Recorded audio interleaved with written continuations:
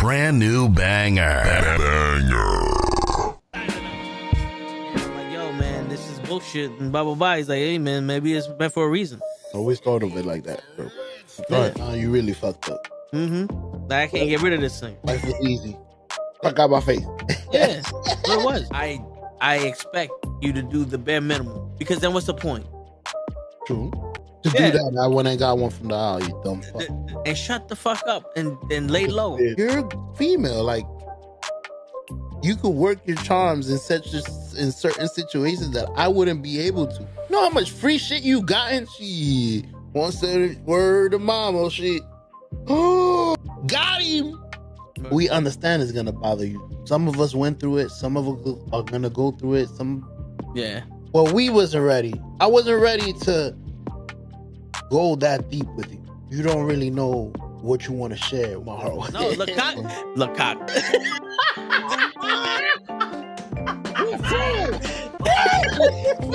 Send hook, send cock. I do not agree with these. Word. Get the fuck out of here. They do it Sunday morning. Get the fuck out of here. Yeah. Get the fuck out of here. Get the fuck out of here. We don't want you here, asshole. Get the fuck out of here. Don't you come back.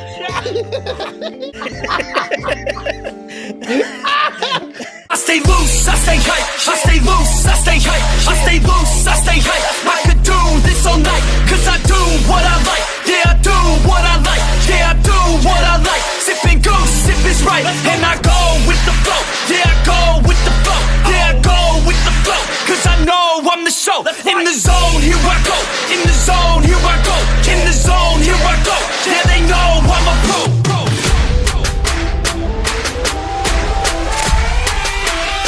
Let's go, let's go!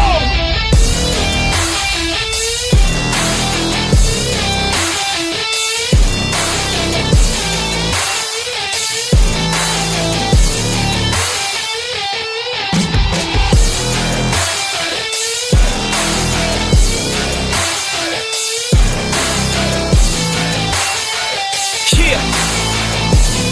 Let's go! Here I go, I get lit, I get hyped for this shit! Right.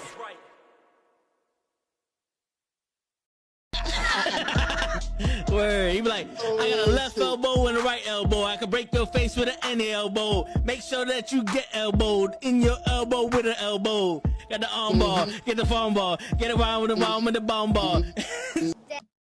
Yo, and we are live. What's going on, mi gente? Yeah, so instead of the Toe and the show with Ray, right now it has turned into the Ray Show. Yeah. So unfortunately, well, not unfortunately, because he's doing some great things. He's having some fun. He's out in Florida. Toe will not be here with us tonight. Toe is enjoying some family time. Shout out to Toe. He's getting to enjoy the nice weather in Florida, and we're still in the cold. But Show, I don't know where Show is. Show will be here eventually, but till then, I am here. It is just the Ray Show at this point. We might have some more guests as well. Ray take over 24. Basically, I'm going to be here. I'm here. It's a little different than my usual show because on the Respect the Craft, it's usually the interview. But today we're just talking. We're shooting the shit. We have a lot to talk about because I do have. I could talk about the insanity that was last night. Which if you haven't already, if you're a fan of independent wrestling and you have Fight TV, Thriller TV, it's one of the two things now. It's a where show. I don't know, Kenny. I just sent the link again in our chat room, so hopefully Show sees it. If not, I'm gonna be alone. Last night looked dope. It really did. It was really fucking dope. It was a good time. It was top to bottom. The card was stacked. The vision of what my boy Isaac had, man. It doesn't put. There's no words to talk about how fucking amazing that building was last night. Like the feeling of just seeing a show made by people that genuinely love New York wrestling and the scene and wanting it to be something better and getting to be a part of that show last night. Oh, man. I did a post this morning and I have another one that I'm ready to post that I might post tonight. I might leave it for the morning. I'm not sure how I'm going to do it yet. No, it's all good, bro. Yeah, it's all good, Kenny. Handle your business, handle your things with the fam. It's all good. I will ramble here till show gets on. If not, I'll just do it alone. It's all good. I'm just gonna blame Toe because he gave me a live mic and I'm here for 3 hours now. So if I get us canceled, my apologies. But yeah, last night was insane. Last night was truly just insane. That card, man, having from top to bottom just talent from all over the world. Having guys from the East Coast, the West Coast, North, South, all over the globe. We had international talent like Arez. We had talent that's been wrestling across the just everywhere. We had people that have been wrestling in Japan the last few months, in Dante Leone and Teriyaki. Yes, the guy's name is Teriyaki. Great competitor. I had him on the podcast this past week, actually. Amazing young talent. So hungry. So he's gonna be big. I'm telling you now, that dude is gonna be big. And yeah, I would not be surprised if a lot of the guys that were on that show last night will be having a contract by the end of the year. But yeah. What else can I say about that show last night? Because I don't want to spoil anything. I don't want to talk about like results. I don't want to say anything like that. But I will say, if you haven't already, make sure to go to Fight TV, go to Thriller TV, watch Arrival in its entirety because the event again is sick. Please, if you are someone that understands the language of Spanish, please watch that main event and let me know your thoughts on my commentary because I was able to make my official Spanish commentary debut because I've done Spanish commentary once, but like I was telling my broadcast partner last night, and I was telling him I really have only done it once, but it was over like a voiceover. It was like recording it off an actual show. So being able to do it live and in person last night, especially in the way we did it, because we did it over Fight TV, it was insane. It was an honor to be able to do that, and I'm glad, hey, it happened. And look at that. Look who showed up. He's in the building. Hold on. Let's bring him in. Hold on. I forgot. Now I could do this. I was gonna say, where's my Hold on. flute, Ray? Hold on. My apologies. Look at this. There you go. Now, because I don't got the button. I'm not Toe. I don't got buttons here. We don't need buttons here. You got the Wait, flute. that is a lie. I got buttons. The But program has buttons. do you have this one? Girl, fuck you, Mama Webble. That the program don't got that. We need that. We need all I got is this. Someone's at the door. So if anyone else joins us, 'cause again, I sent the link in the chat. So if a surprise guest shows up, Who is it? someone in the building. Come on in. But what's going on, show? What's up, man? How's everything? I was chilling, my brother. I was rushing here, trying to fix things. Made a little cafecito. I'm like, yo, Hey, I look at the time, 9:00. Oh, it says 9. it's all good. Hey, I can report we have started on time. I started exactly at 9 on the dot. The program decided not to be a dick and let me actually start the show at 9. So we good. We in the building. We're in the building. On time, live and direct. Lonnie is in the building. The call up is supposedly only 8 minutes late.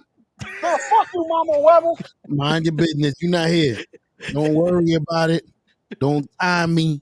I called Ray earlier. I told him to punch me in at 9. Don't worry. Put it on the timesheet. The boss ain't gonna see it. Toe tags ain't gonna know. Well, you kind of just let him know because you said it on the air. Man, to toe tags over there in Florida. Girl, fuck you, Mama Webble. Appreciate you. How you doing, man? I'm good, man. I'm still on the energy of last night because yeah, it was a crazy ass show last night. Hold on.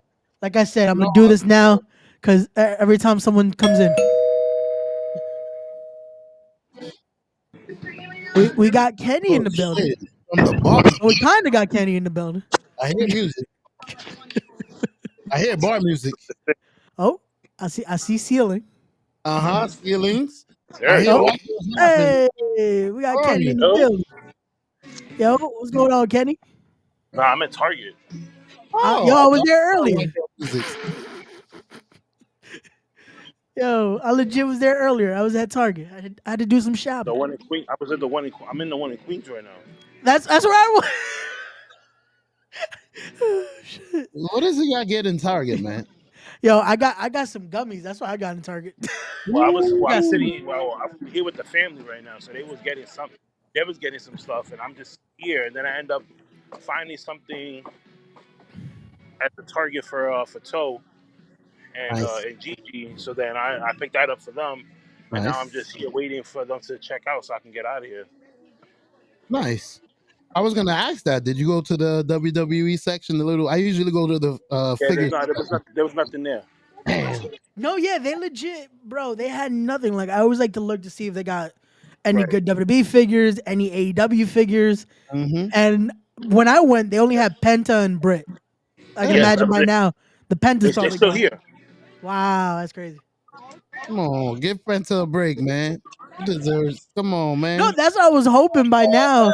How you doing? Hey. Welcome to the show, the Kenny Right. and the Jackie. They're like, "Oh, who's that?" Because they never seen your face. Oh damn, my bad. No, but he has his face now. Come on, man. I've been to your house, Jackie. Don't be like that. No, she's never met Ray before. Yeah, Oh, I'm still new, remember? I'm still the intern, apparently.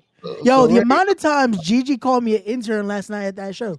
I was like, yo, I can't just be Ray. Like, no, I gotta be the intern while I'm at a show.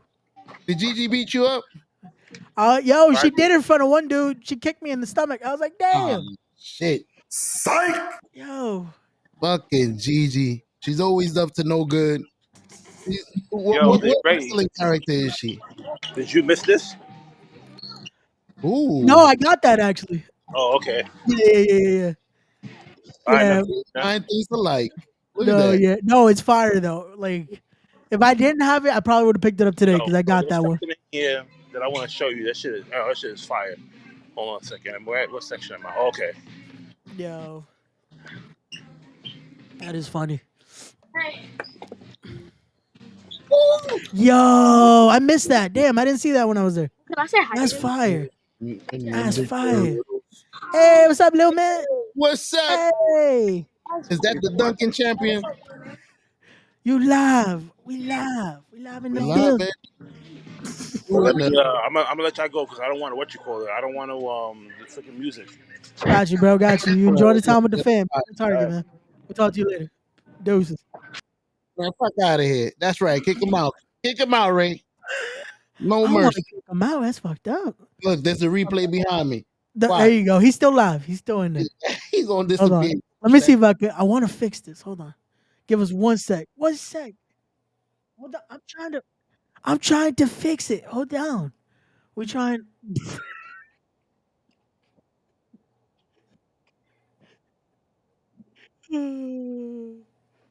Hold on. I'm trying to fix this. 1 second. 1 second. Let's see. Can I do it? Hold on. Un segundo. We're trying to fix it. That's me. You're probably wondering how I ended up in this Just situation. 1 second. 1 second. See? Perfect button for that. There you go. Look at that. Boom. Boom. Hold on. We almost there. Hold on. We almost there. There you go. All right. That works. Toe's gonna kill me because he's probably gonna be like, "Nah, you could have done it a different way." But So, I'm learning.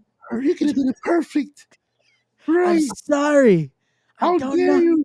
This is still a new program. I'm used to clicking 2 buttons on Restream. Bro, I don't That's even it. know how to say And, that. oh shit! What the fuck is happening on my camera? My camera's fucking up. Yo, what the? Yo, I was just at Target. I could have bought a new camera if I would known this shit. It's not even the camera. It's the fucking Sure, your camera looks good. The stand probably. Right? Yeah, the stand is starting to fuck up. Hold on 1 sec. I'm gonna turn off my camera so I can Take just your time. Take your fix time. this shit. Just 1 second, y'all.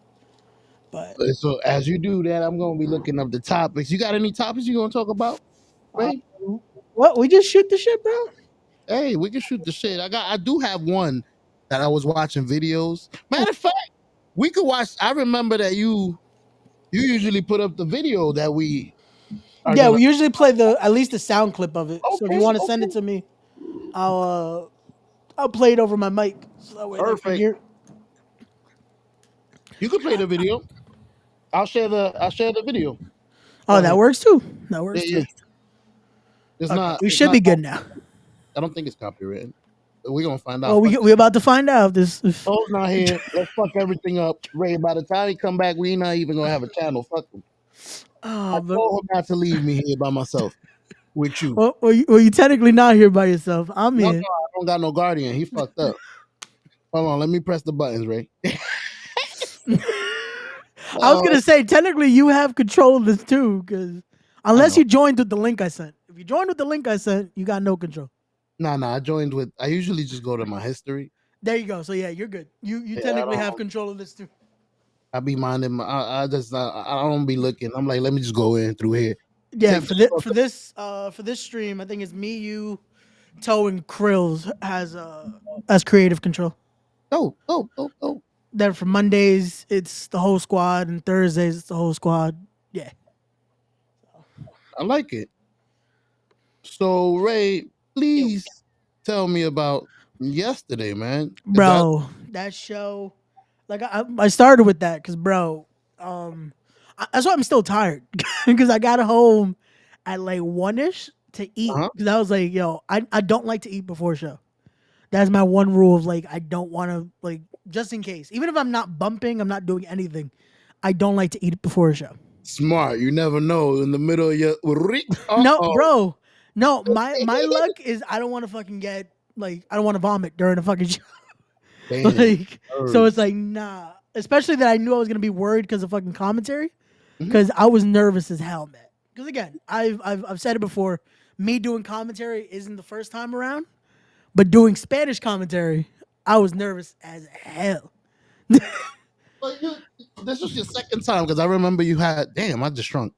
I took down my pillow. But anyways, this was your second time, right? Because you told me the first time you were freaking out was the last time that I texted you. So this was Yeah, that was for the um for the interview that I per- did that. perfect. So that was Yeah. practice. Yeah, but to me, like doing that, it's on like I explained that to a few people that the interview is like that's on my channel. So if I Mhm. fuck it up, it just looks bad on me. Got you. But doing commentary and doing it in front of, well, not in front of, but technically, already fucking shit up, poop during the. Oh shit. We got Toe in the building. What's going on, Toe? How we Oh, fucking it up? I've been waiting for you, Toe, so I can tell you Bro, fuck you, Mama Webble. straight from How Florida. are we fucking this up?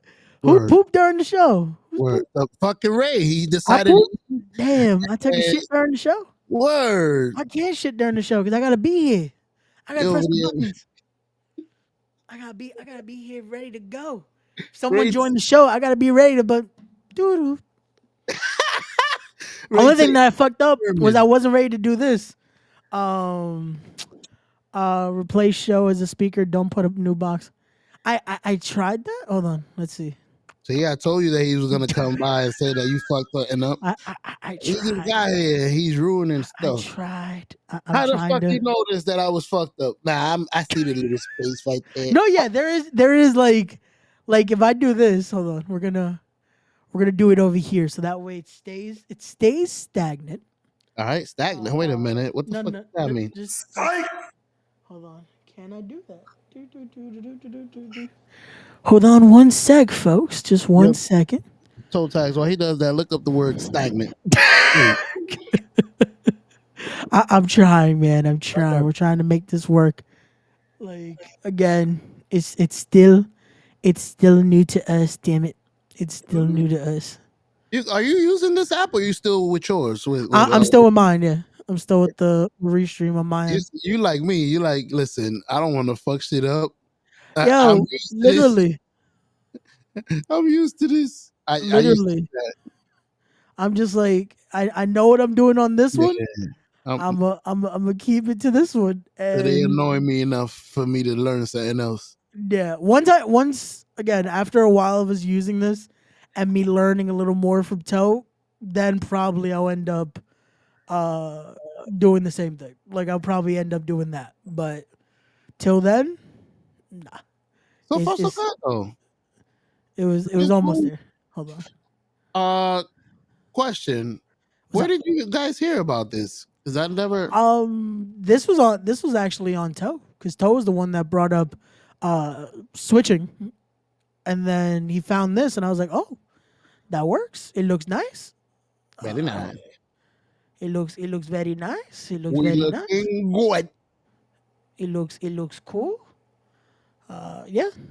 So I got the video on cue whenever you're ready. I don't know. You seem you got the toe face, but the hold on. was Now we messed up completely. Un I momento. told you. I Okay. told you. What Yeah, we're gonna happened? keep it like this. So Yeah, this is fine. because it messed up the other way. What were you trying to do the other way though? I was trying to add you as a to just make you fit in that box the way Oh, Toe has it. the Instead other one. of instead of you just being as a what's it called? Like having to fit you into the box. Got you. It just replaces Toe as you in the box, basically. I know, but he probably left the password, so you won't be able to replace his ass. 'Cause No, yeah, I can he's definitely do it. that fucker. No, I definitely can do it. It's just I don't know how to yet. So No, it's cool. It's I'm cool. trying to learn little by little. I'm looking good right here. Got my Ric So Flair we robe. will learn eventually. We will learn eventually. Yes, Somewhere sir. Toe is like these motherfuckers. I can't Can't leave him for 2 seconds. facts. But okay, when you're ready, show hook us up with that video so that way we can go into these. Give me just a second. So we can have our first official topic of the day. Boom. Let me see if I can. Can you? I can't hear it, but let me share the screen. Share the screen.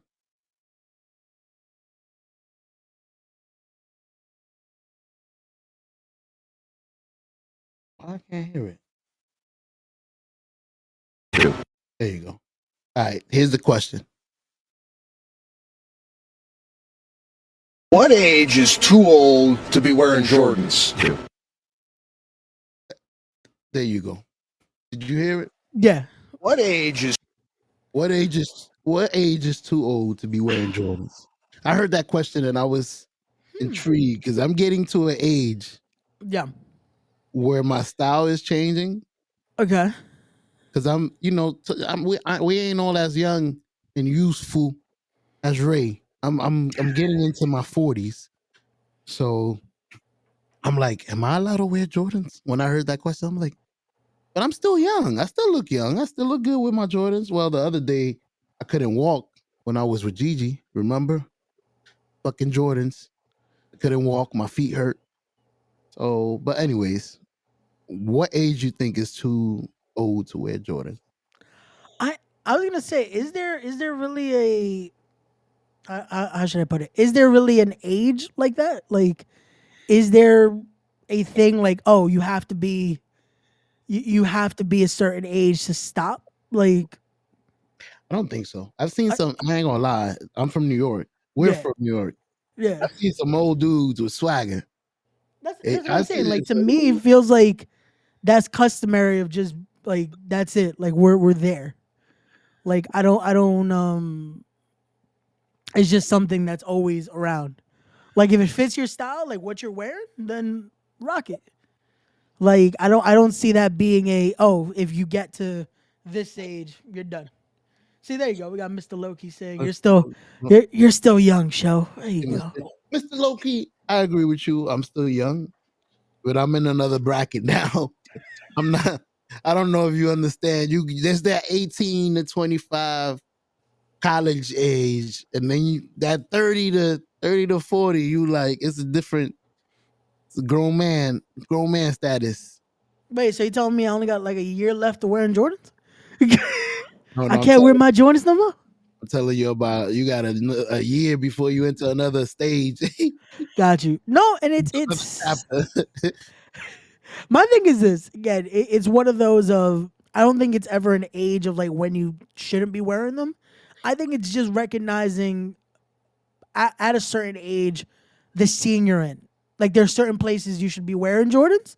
Mhm. There's certain places you shouldn't be wearing Jordans. Like have a nice dress pair of shoes. As some people still don't know the idea of make sure you have a suit for certain occasions.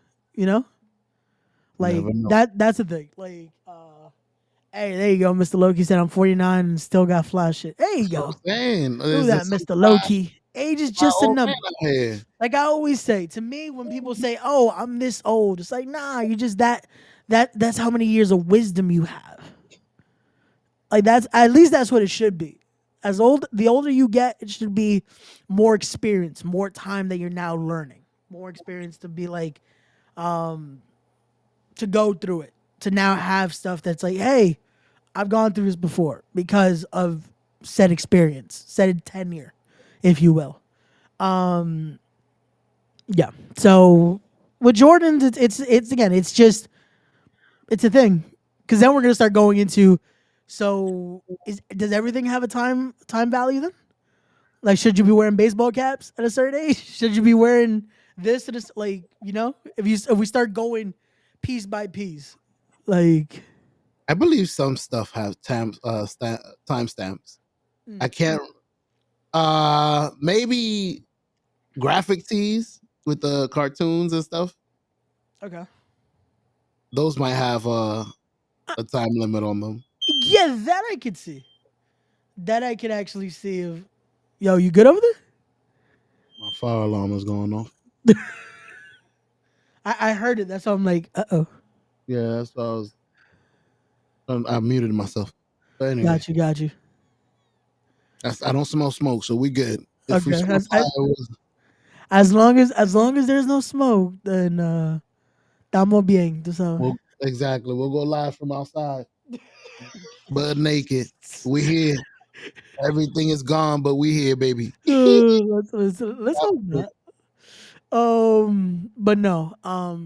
Yeah. So it's like I do agree on that though. I do agree. There's always going to be a timestamp on certain things. Mm-hmm. With Jordans, I feel like it's as long as it fits the scenario. Like, yeah, I might be saying that now also because I like wearing I like wearing basketball sneakers. Like I'm not Comfortable. I the only problem is if I had the option, I'll probably wear a lot more dress shoes. Problem is they don't make them wide enough at times, and I have that issue of needing fucking wide shoes. So That makes two of us, and I am going through a binge of shoes. Is trying to find comfortable shoes. I got to go up in sizes to get wider. I'm really a 10, but I usually have to buy a 12 to get the width I need, unless no, I buy certain shoes. bro, it's an issue. Like legit with certain Jordans, I'm like, okay, I'm an 8 in these, but I got to be like a 9 or 9.5 in these. Mm-hmm. Like, I learned the hard way that day. I'm a 10, but that day I was a 12, and my feet were hurting like a yeah, it motherfucker. was over there. It's like, nah, you donezo, you I donezo. took the shoes off in the middle of the street and just started walking barefoot. Asked Gigi, I look like a crackhead. Yo, son Said, was give like, me 100 nah. for these. Son was like, nah, I'm done. No mas. Yo, Um, you know what's crazy? As you was talking, you brought since we shooting the shit, yeah. you made me think about something. And you like telling me, man, show you don't you're not old. The reason I think I feel old, and God forbid, is because I see a lot of people around me young dying, like my age. Yeah. Like I had a friend that died at 31. Uh, I knew somebody that died at 30. Like there's been a couple of people that my coworker just died, had a Jesus. heart attack. I'm gonna say he was in his 40s. Yeah. So with all that being said, it's been a little It's been a little scary. So I'm like, I'm not. I don't think I'm in the last stage of my life, but it's like I gotta live in reality, I guess. Yeah. No, it's a harsh, I guess, new reality, you know? Like It's it's not as we move on in generations, it starts to look like that age range is a lot shorter. And it sucks. unfortunately. Cuz it used to be for other reasons. It used to be violence would cause that. That it's like people are dying younger and younger. Hmm. And now it's like no, they're just dying. Yeah. And it sucks cuz it's like and there's a lot of options because of that. A lot of it is still sometimes it's just fucking violence does it. A lot of times it's just overwork. A lot of people it's still stress fucking kills, man. Shit. We're in that generation where especially again, the age bracket that like you, Toe, Kenny, you guys are in, Gigi, like all you guys are in that generation that's still fucking like working. You know what I'm saying? Like there's a difference between oh yeah, I work and then working. No work. Like like knowing what it fucking means to again want to provide. Like yo, you got those kids that need that. They need all this. Hmm. And it's putting that extra stress. Like and that's unfortunately that's a silent killer too cuz it's like, "No, I'm good." Like I'm putting in those hours. I got to do what I do, but like that, it's fucking gone. It's crazy. It's I think I've spoke about this. Like shit, my dad was like that, man. My dad was someone that fucking on days again. He was a person that on his day off, he would still fucking go in if they would call him. And now what? Now fucking that job, they didn't give a shit. Like by a week, 2 weeks later, someone already replaced him. probably even less. It's crazy. We gotta find somebody new. No, and that's unfortunately how it is, and how fucking how people don't see that till well they never see it unfortunately. A lot of times they're never the ones that see it. It's everyone else that now sees like damn. So that's how cold life is. Like so it's something I guess to keep in perspective, but as well to not let it control the way you still live. Because if we live in fear of that, we wouldn't do anything. You know, because realistically, because this is how I look at it now. I still live every day like it could possibly be my last one, but I don't live it in the way of being scared that's my last one. It's more of living it like, hey, let today be as prosperous as it can be. Hmm. So if it is, I'm satisfied with how I left it. Instead of, fuck, let me do everything I want because I could possibly, you know? Like just to me, it's like that glass half full, half empty mentality. Correct. Look Like at it. if we don't look at it that way, then again you're living already at a loss. It's crazy because I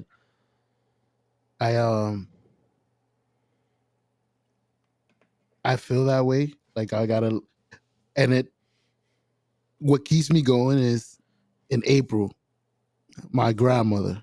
So she's gonna be turning 100. So she's defying. She's so I'm like, if that's in the bloodline, come on, grandma, give me 100 over here too, because her mother died of 106. Wow. So it's I guess it's hereditary. Yeah. No, that bro. See, and that's man, that shows you though. Like again, that generation, those fucking generations, man. They beat so much shit, and they went through so much. And nowadays, yo, this shit has gluten. Motherfuckers are dying, you know. And I don't want to go into that combo, but it's like, bro, Gosh. that's how sensitive we're in. That it's like, oh man, I got a paper cut. That's it. I need 5 stitches. I'm Like dead. you know, like, and I hate it because a lot of it's my generation now. That's what Mhm. I hate. That is a lot of the people that are around my age. That I'm like, yo, what the fuck are y'all complaining about? Like, Little by little, yo, it's crazy. I didn't believe it that it was an age group thing? No, it really is. It really fucking is. This is why I make the joke every time when y'all be like, "Yo, Ray, so how do you talk to a girl around your age?" I'm like, I usually don't. Oh, I no. usually talk to someone older Word. because it's like no, and that disclaimer again, older. Just so no, don't be weirdos on the fucking chat. No. I because again, a lot of people I went to in high school, to high school with, a lot of people fucking still were in that kiddish mentality. And I digress though. Maybe, unfortunately, because of the circumstance I ended up being in my last year of high school, that changed how I had to think. But just being that way, I was like, nope, this isn't for me. Like I Yeah. had to learn how to quickly adapt and realize how real life can be. You know? Mm-hmm. So when I Life see is people that are hard. still in that, like now being adults, that's the thing. One thing is we're still in high school. I get it. You're still trying to be a kid, still trying to enjoy before life just fucking hits you. And but now that we're fucking in our mid 20s, we're doing the shit that we're supposed to. At least I would hope everyone is. Um, and you still have that kind of mentality. What the fuck are you doing? What's Like, wrong with you, dude? like legit. I think it's generational though, because I was listening to my kids playing on their Xbox, and you'll see someday when you have kids, right? Yeah, You'll listen to them talking and joking around, and you'll be thinking to yourself, "Was I like that? That's corny. Like, what are you guys? They calling each other gay and they're doing this, and I'm like, what are you guys doing? Like, that's not funny.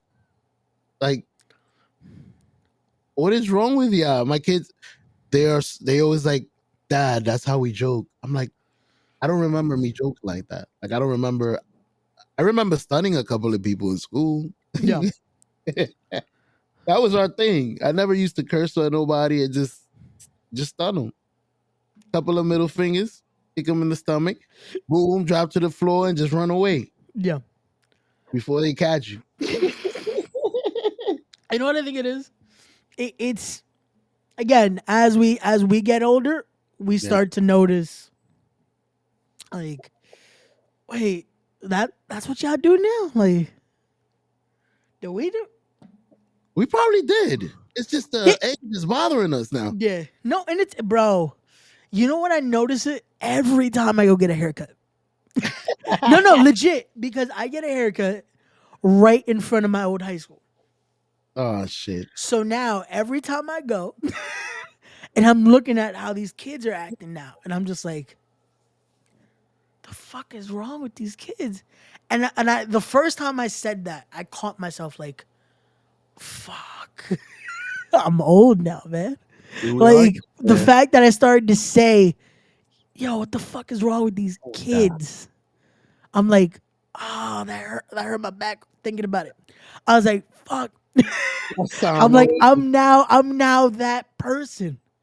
Like Yeah. I remember when I was the kid and fucking like, yo, when someone would say, just for you saying certain something, you would get the, oh, these kids. And Yep. now I'm that fucking guy All saying these these kids. kids. And now I get why they said it, because they probably thought what the shit we were doing was stupid. But I'm looking at these kids, bro, because this is something I still don't get, and maybe you can relate. Please. Back in the day, when you got out of school, what's the first thing you're trying to get away from? The school. Right? Like I'm not going nuts. I want to go home. It's like get the fuck away from the building, right? Yeah. I'm out of here.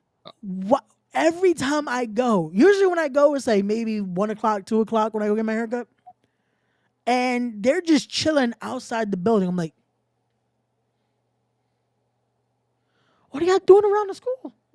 Damn. Like, I'm like, yo, I remember, especially, and again, kids that are listening, do not do this.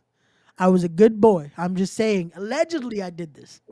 Once in the blue, that I would be like, yo, because the funny thing was, allegedly, I would even walk right in front of the security guards and be like, hey, have a good weekend, especially on Fridays. Like, hey, have a good weekend, everybody. See you guys Monday. And a lot of the times, because I already knew my mom too, they would be like, "Oh, is your mom out there?" I'm like, "Yeah, she is." Let me holler at her. Like, I would just walk out. And again, first thing I'm making sure, getting the hell away from the school. Word, I'm out of I here. would see these kids sometimes as early as that, maybe like 10 a.m., 11 a.m. And they're still just chilling around the school. I'm like, yo, so y'all cutting class and sticking around. Like, what? Bro, Like, the last thing I want to do is I'm trying to like leave a class is stick around the building. you Like, you just put two and two together for me. I know what the problem is, right? what is it? Parenting. Back then, when I was young, there was a reason why I wanted to go straight home.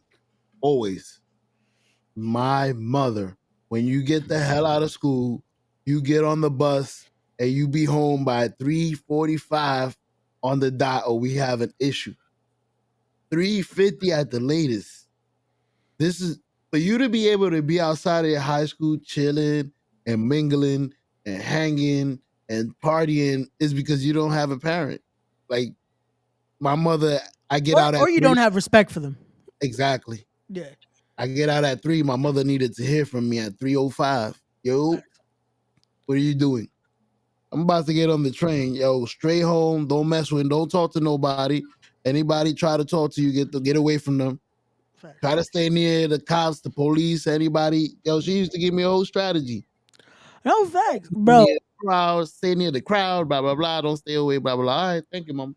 Facts. No, bro. Like, especially the high school I went to, it it's still it's gotten better. But back in the day, bro, it was the hot spot. You would hear everything happens. Every other week, you would hear, "Yo, this dude got shot. Oh, shit. This dude got brought a gun to school." Every week, it would end the week with metal detectors. Damn. Like, yo, I used to hate in the winter when you'd have to use metal detectors because I used to wear steel toe boots. Not because I was trying to do something with the boots. It's just, bro, I didn't want to bust my ass in the fucking snow. I'm trying to make it to school, just fucking do what I had to do. And when I would fucking pass the metal detector, oh, you gotta take off your boots. Yeah. But I got, bro, come, take off the boots. I would tell them it's the boots. Take them But off. I'm like, boots, take them off because we're not letting you in, son. yo, You might they'll be have like, a boot.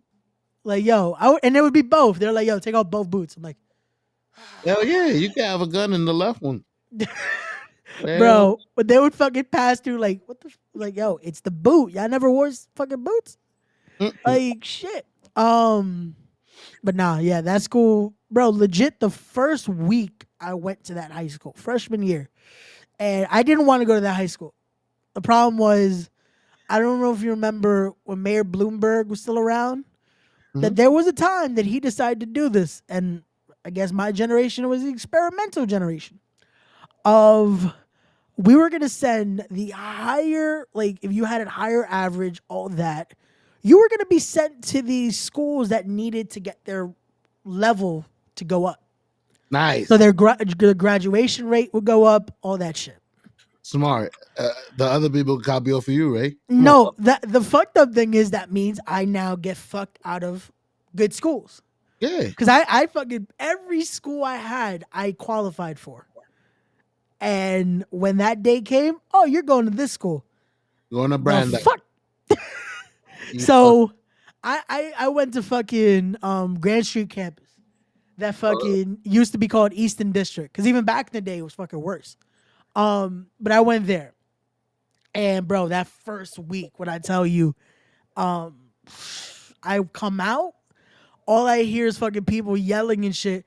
Oh yeah, someone just shot someone by the fucking subway. Run, right? Like, wait, what?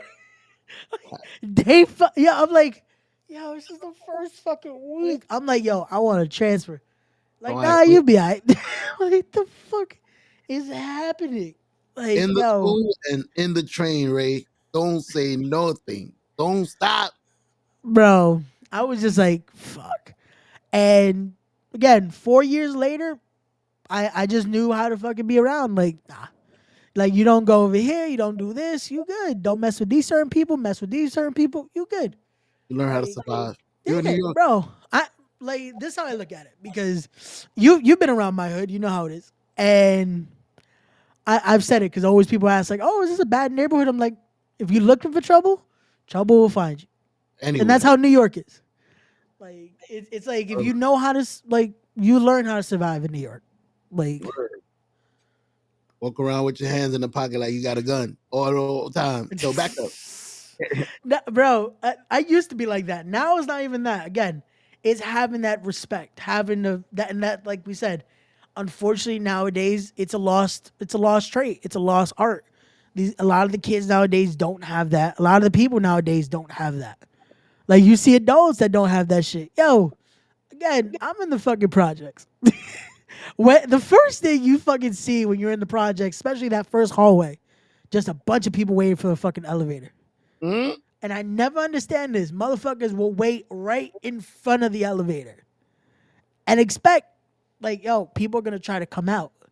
So what do you expect them to do? If you don't fucking move, you're gonna get pushed. Like you're gonna get fucking pushed. And yo, every single time I see this shit, I'm just like, y'all still dumb as hell, man. Like, yo, again, that's common courtesy. To me, that's common courtesy. Is like, hey, move out of the way. Let the people that are in the elevator get the fuck out. And yo, but nope. Every single time, I'm like, I'm gonna just stand over here and wait. I'll get on the elevator eventually. That brings me Like, to a question. Is there elevator etiquette? Is that I'm asking because of me and Toe, we work in we work in the hospital. yeah, yeah, yeah. And my rule is if I walk up to the elevator and somebody's standing there first, then that's the person that goes in the elevator first. Since you were waiting first, Yeah.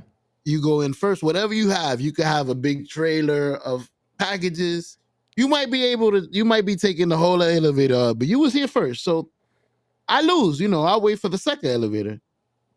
I don't know if that applies to people because I could be there. I'm a UPS guy. I have 1,000 packages. I'm gonna be taking a certain amount of space in the elevator. Yeah. I could be there by myself waiting for the elevator, and 4 to 5 people could come around the corner and cut in front of me as I'm about to walk. I'm like, can I get in the I was here. Yo, that's Limbo. horrible. Like that's something. This is how I look at it, especially with fucking elevator etiquette when it comes to that. My thing is, especially whoever's that first person that's there. Again, go Yeah, do what you you got got to. it. And yo, if I'm there first, like my thing is this: I look at surrounding. If I see possibly like, hey, a mom with some kids, something like that, yo, especially when it's like an elderly, like maybe an abuelita with the Yeah, I show them vamos in. señora, Um, like get in, it's all good. Where your Like fat I'll bullshit, like oh, I'm gonna get off first, so I'll go in last, type shit. mm-hmm. And or if I see my thing is this, especially if I know maybe like someone that is getting off possibly later than I am, like yo, get in first, whatever. But when it comes to actual just any elevator, it depends on the scenario. When I see that, like yo, like the dude has to fucking go through multiple floors, just go in. Hey, Like please. when I see someone that is like UPS, Amazon, all that shit. Especially I'm like, hey, I'm waiting for a package. Let me be nice to this guy. Yeah. Word. Listen. Let me get in first, and everybody can get in around me. Yeah. If you get in first, you don't leave me space. That's the only problem I have with people. If y'all get in, it could be 10 of us. If I get in first, we all fit. Yeah.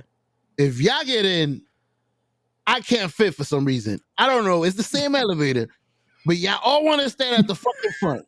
Yo, what? Okay, so let's go into that. I never like to be in front of the elevator. Me I neither. don't. Like I'm a person. Again, this might be fucking New York mentality. I don't know what it is. I like to grab a corner.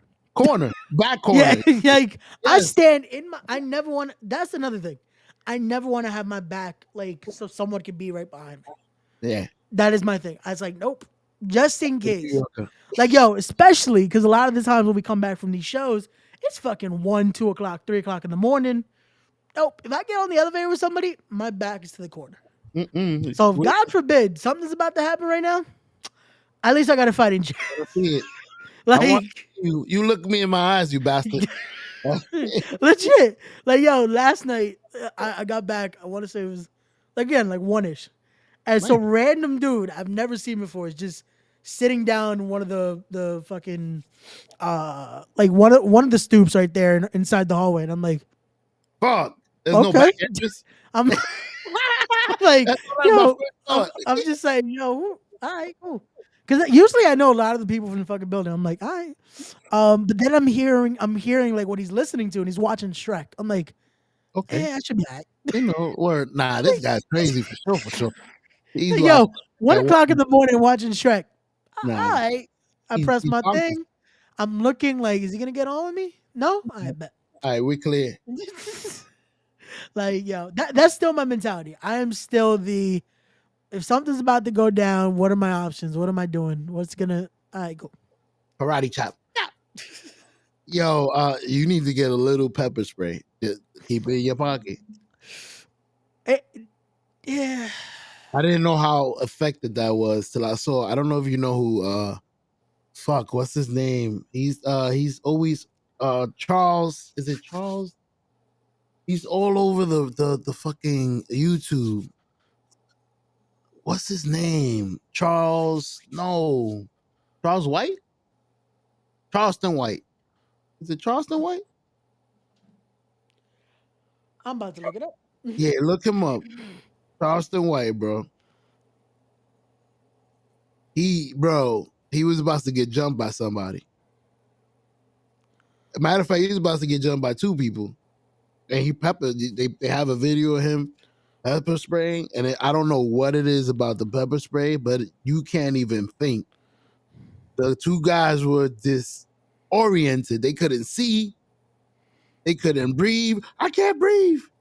They can't. I'm like, yo, they can't. Even if they had like a weapon, they wouldn't be able to shoot him. They can't see. So I was like, yo, Oh wow. Okay. you know who's Charles? You should know. Come on, Charleston White. No, yeah. I'm seeing it now, and I'm seeing like, yo, this dude got his own pepper spray that fucking went. It fucking sprays. Like usually it's just a fucking. Psst. Like this shit fucking. He carries that. He says he has a poker too. It's Yo. like a little hook thing that he said he hit somebody over the head with it. Kook. He said I'm Yo. little and I only got one eye. I don't fight fair. But he always preaches about that fucking pepper spray. Yeah. No, it's a good thing to have, but for me, I don't know. Like I said, I'm not someone that's looking for like shit. So it's like I'd rather not have something just to call that shit. You know what I'm saying? Mm-hmm. Let me not be like, yo, let me have this just in case, and the just in case happens. Like, nah, let's Damn, that's crazy. Now you see, we shooting this shit. Everything is bouncing. yeah. Are you one of those guys? Because I've been thinking about that same thing for years. I have a house. You've been to my house, obviously. Yep. I'm contemplating getting a gun. So it's exactly what you're saying. Once you introduce that, it's like, See, I've never needed one. And then once you get it, it's like you Yeah. said, with the Yeah. pepper spray. yeah. So I was like, shit. See, but now that is a okay.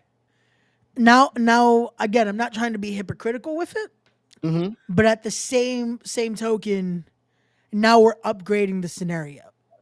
Oh, he said we stepping it up to DEFCON 3. No, because now Don't play with again, that. like I established earlier, the reason you have to do the things you do, you have multiple children in that household. Mhm. That again, it's your property. Someone breaks that seal, you Yeah. have to take law into your own hands. Somebody crazy. You know how So wow. to me, having that it's almost second nature now. Especially with how fucked up society is now. Sometimes you need that in your house.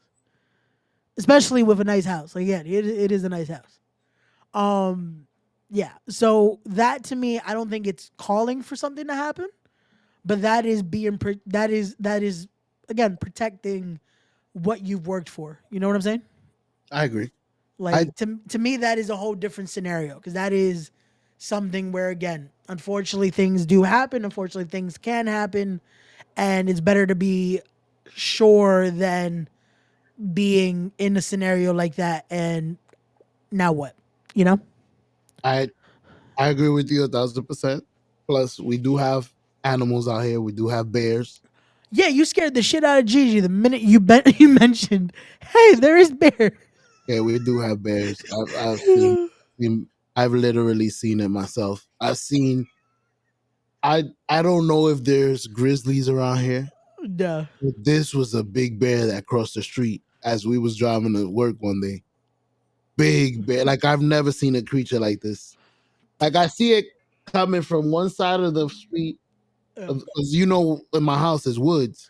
Yeah. I see something big moving like a car. From one side of the woods, hits the streets, cross the woods. And I'm thinking to myself, this is not a deer. This is moving it's the size of a car. Like, what is this? Because it's on all fours and it's jogging. Oh fuck. Yeah, nah. Bro, I don't Oh, know how like, you oh, are calm during that no, scenario. 'cause I'm My going about 50 miles per hour. That kid, Oh no, no, okay, yeah, you're in a car. yeah, Okay. I'm I in was a gonna say. car. Like, I'm not Okay. walking. Oh, I thought you were walking. I'm like, bro, I would have that's it. The bear would have got me because I would have been passed out on the floor. Nah. That was for I would you. have been fucking They don't like the meat. You was good. That's really how you survive. Play dead. I heard. like, no, bro. I would have fucking been like, Psh, just fucking, Word. I'm dead. You got me, dog. You know like, what? fuck, Make me into a snack. I'm like, yo, that's it. Like, dead. the bear would have been like, that would have been the bear. This Like, was the yo, snack I ever had. but nah. Well, you might need. You know what you're gonna need for that? You gotta fucking. You gotta do the Dave Chappelle. Buy the fucking. The fucking. He explained in that joke about the different shots for different kind of animals and shit. The But he butt. wanted to buy the buckshot, that type of shit. But the funny thing was because he wanted it for home invaders, but to legally to sell shit like that, they recommend other things so you don't buy actual ammunition to kill a person. You know? I wonder if they sell bean bags.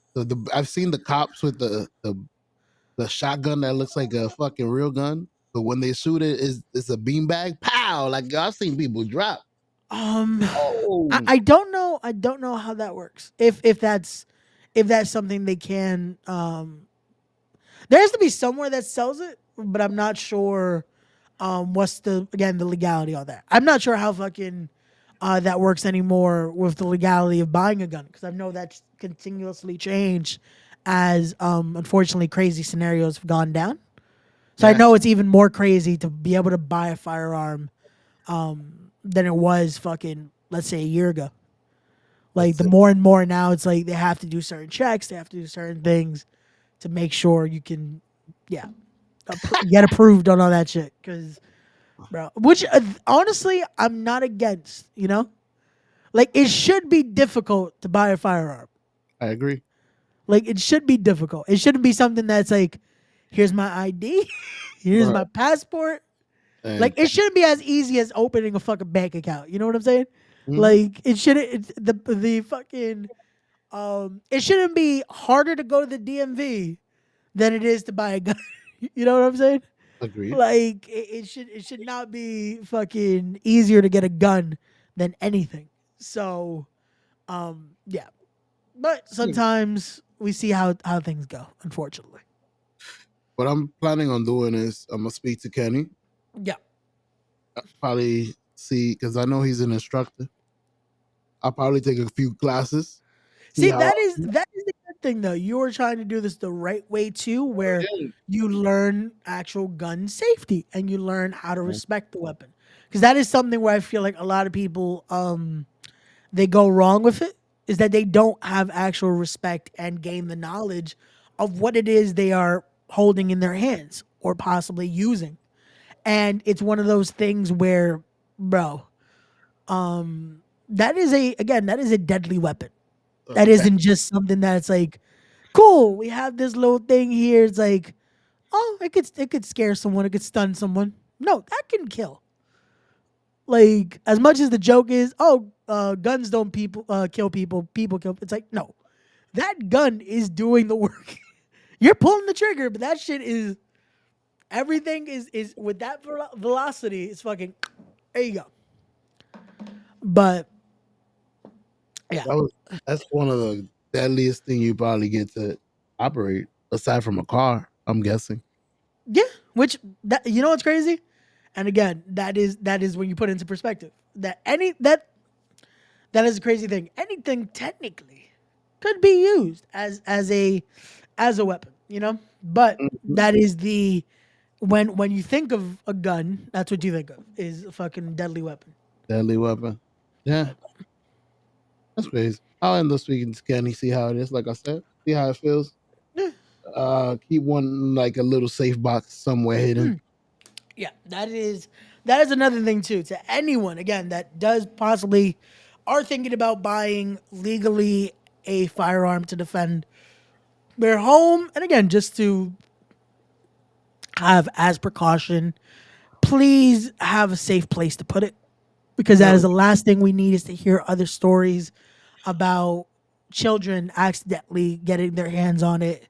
Shit, I remember one article. I don't even think it was an article. Was it a video? Yeah, I think it was a video actually. A teacher was reacting because God, thank God, the weapon wasn't used, hmm but a kid had it in their book bag, they found it. and they found it, and it's like and there was a little kid. It wasn't even like someone that took it to do something with it. They just had it in their No, bag they because they probably thought it was a toy, yeah. and it's like, bro, again, one little fucking accident. It would God have. forbid this fucking safety's off.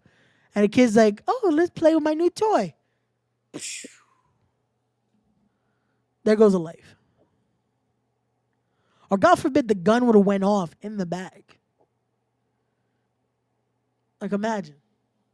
Anything. He could have dropped the bag in Yep. school in front of the whole class. Two kids hit. It's crazy, bro.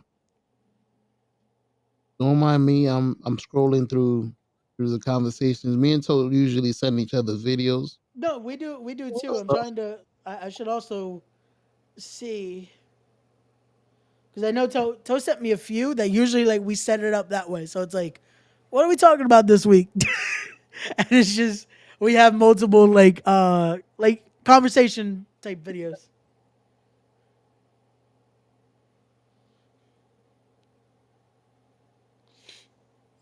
My bad. I just saw a message from. I sent a video to Toe, and he sent me a message, and I didn't see it.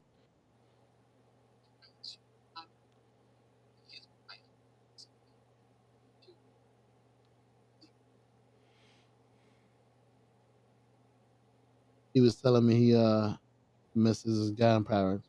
Crazy. Oh. Oh wait. The the Family Matters one, right? Yeah, Yeah. I just saw that. I was like, oh shit.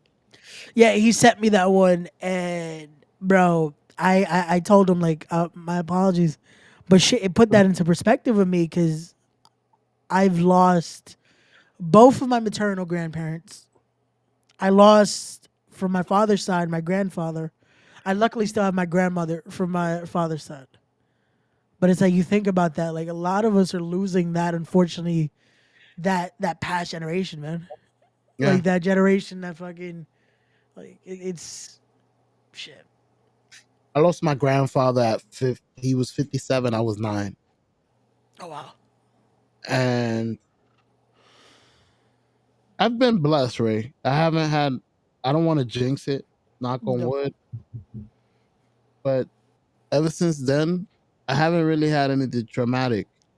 Like we've been good, and it's been about 20, 27 years, 30 years. So Hey, that's something truly to be. Again, it's something to be thankful for, man. To truly feel like that, it is a blessing to, again, be able to share, to have those people still in your life, to be able to not have to go through unfortunate scenarios like that, and not have to go through traumatic experiences like that.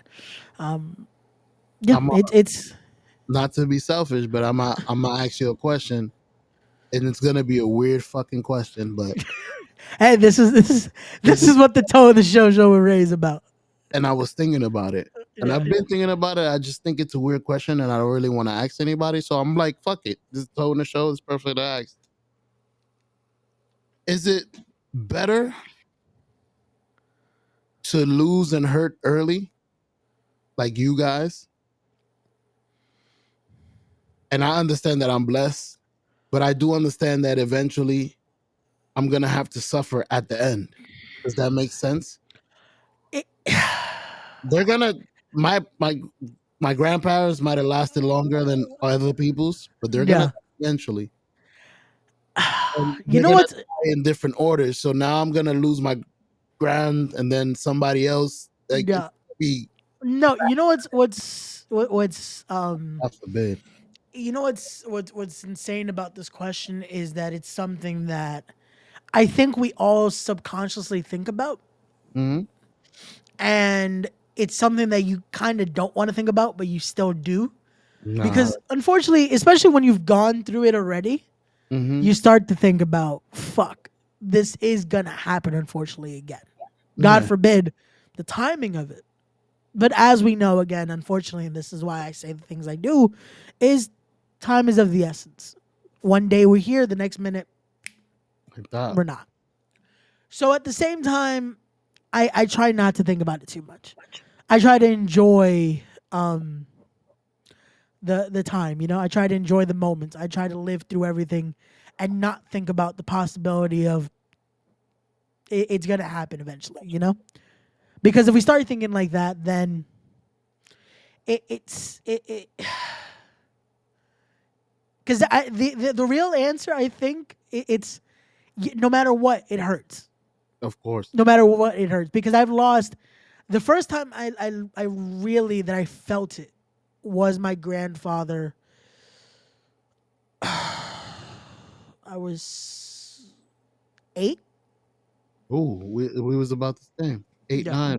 yeah, I was 8 when I lost my grandfather from my dad's side, and that hurt because I grew up same house.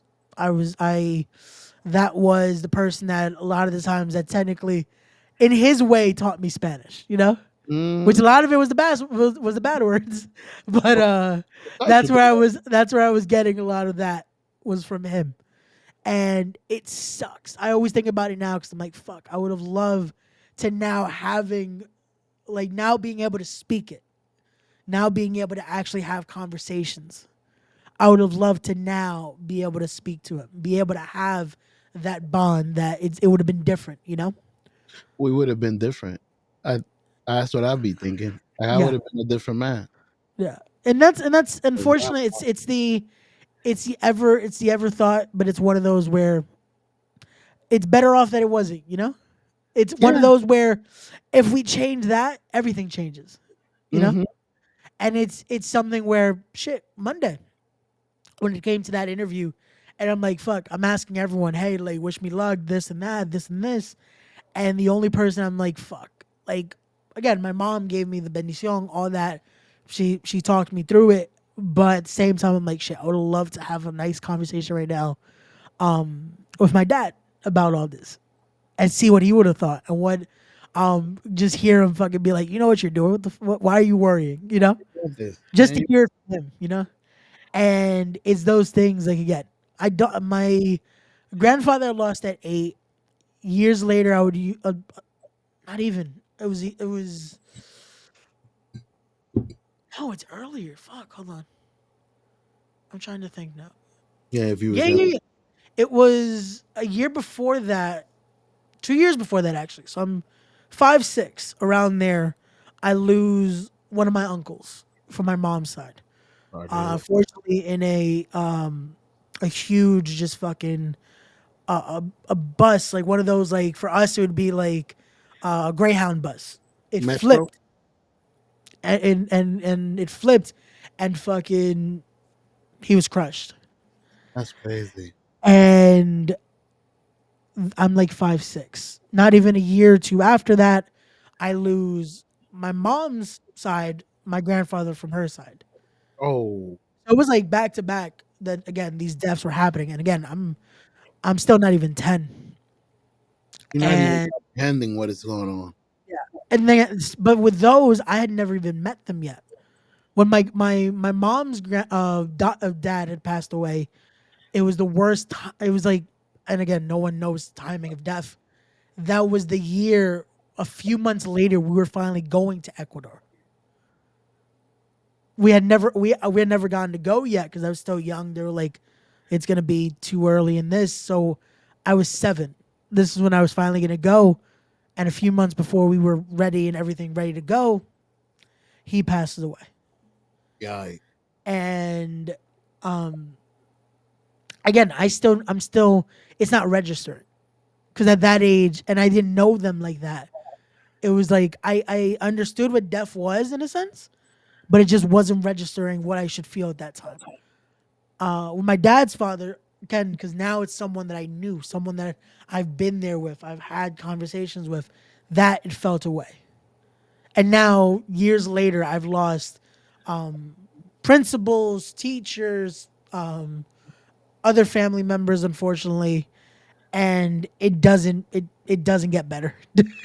Like as you get older, as no matter what, I feel like that just having death, it's a it's an ever going, just like you feel something. It's never like, hey, it's you try to have that thought process of like, especially when it's someone older, like, oh, like they had a like they had a good life. It still doesn't like it doesn't change it, like it still hurts. yeah. It shit. My grandpa was 57, so he was young. Yeah. It was. I totally understand what you mean. That's crazy. Yeah. No, it definitely is. It's one of those where it, it's it's always going to be that thing, no matter what age, no matter what.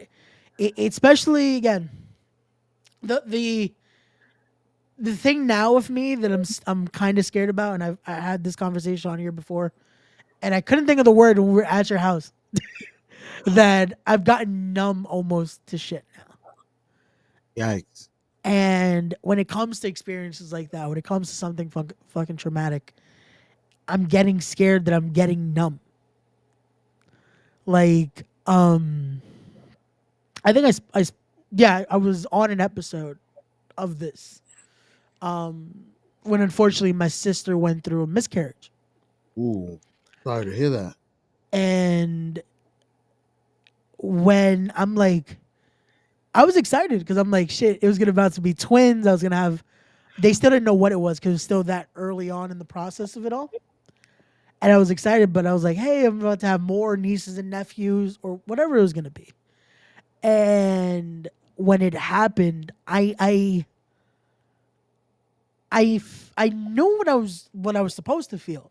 Like I'm sad for my sister. Like this is, and I'm seeing everyone like how my brothers being with her, how they were feeling, how my mom was feeling, and I'm like, I think I'm feeling this, but it wouldn't come out if that makes sense. You were grieving in your own way.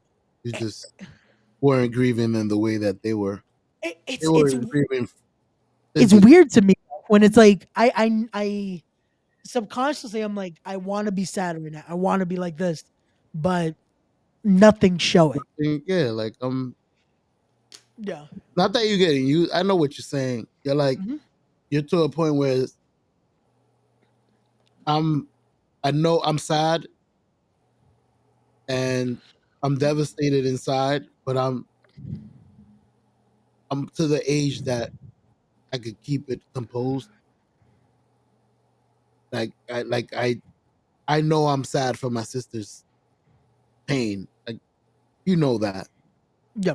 You know for 1,000% sure. Like I'm sad for you. I'm not showing it right now because like I don't like that's not how I should grieve no more. I guess that's not.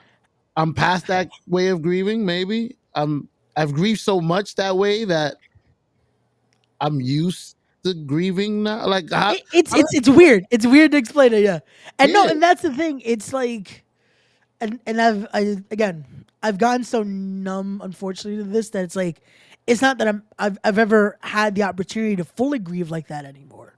Because when my dad passed, I legit had to. The best way I could say is sober up, like, and I just stayed that way when it comes to all this. Like again, I don't get me wrong. Once in a blue, a tear will come out. That moment of just like all that would just fucking hit me. Mhm. But a lot of it, it's fucking just. I know what I'm feeling, and I know what I'm going through. But at the same time, it's like nope, stern face. It's still just going through it in a sense, and it sucks. It sucks because that's unfortunately how a lot of people deal with that. And what's going on? Yeah, it's just me How and Show today. you doing, Blair? Like we said, Toe is away. He's with the fam. He's having a good time. He Blair, left us in this cold and said, "Fuck us." you know what, Blair? Since he's not here, Girl, fuck you, Mama Webble. to him. See, we'll tell him you send him down. Facts. That is solely from Blair. We did not send that. Yeah, he pressed the button, or she. No, I don't listen. Whatever you want to. The person pressed the button. Nowadays, we gotta keep it right. But anyways, this grieving and spacey toe. I was Ray. I was gonna tell you, I was the opposite of what you did. No. Like when you was with your sister's pain, and you say you didn't show it that much. I was the opposite. My wife's aunt died, No. and I went to her funeral, and I'm usually the way that you said you are. I'm usually stoic, and I grieve in my own way. I try to joke about stuff, and mm, that's usually how I grieve. I try to make everybody laugh, but I don't know what happened this time. This time I was the total opposite. I was, matter of fact, her kids were consoling me. Like, you okay? I'm like, I don't know. Like, I was in the front row, bawling my eyes out, crying. And her son came up to me. I was like, yo, you good? I was like, I'm good, bro. He was like, what's the problem? And I told him, you want me to be honest with you? I'm grieving for you. Somebody that lost his mother. And I'm imagining that someday I'm going to be in your shoes. So it's hitting me a lot different than you. I'm suffering for you as a child and knowing that someday I will be in your position. And it's crazy. So it was hitting me hard. And I ain't gonna lie, I think I cried more than anybody. I felt like I lost a mother, and I was up there, and I that that day that's how my body decided to grieve. So that's what I'm telling you. That you can't really choose. No, yeah, and that's it's not even just the bodies too. It's again how our mentality is working that day. Like our thoughts just go somewhere. Yeah, Like I that was. said, there's sometimes that I'm like, yo, I'm when certain holidays come or certain anniversaries or all that, like a lot of times I'll be at the cemetery and I'll be fine. I'll just go and now it's weird. Now I'm at a point where it's just it feels almost calmer to be there than anywhere else. Mhm.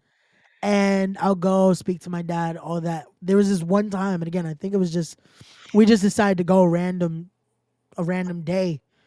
And again, normal convo. I like to sit on a rock. There's a certain rock that I go, and I'm just like, I'm gonna chill Uh, here and just enjoy and relax. Not enjoy it, but like just be in the solitude of it in a sense. mhm. And the minute I was gonna get up to leave, it just hit me, and I'm just like, why am I? Like I just started tearing. I'm like, huh? Why And not? it's stuff like that that it's again it's something you can't even explain because it just happens. Yeah. And that is at times why I say like you can't live thinking about everything. It just some things are just gonna happen. Yep. You can't some things just don't have an explanation. Some things don't there's no right or wrong answer to it. It's just sometimes we have to just go through what we go through. Yeah. That's what I did. I wasn't embarrassed. No, I was like, I'm gonna sit up here in the front where nobody's bothering me. I'm gonna do what I need to do. no. The thing is, there's no reason to be embarrassed. Like, it's it's a funeral. It's something where emotion is there.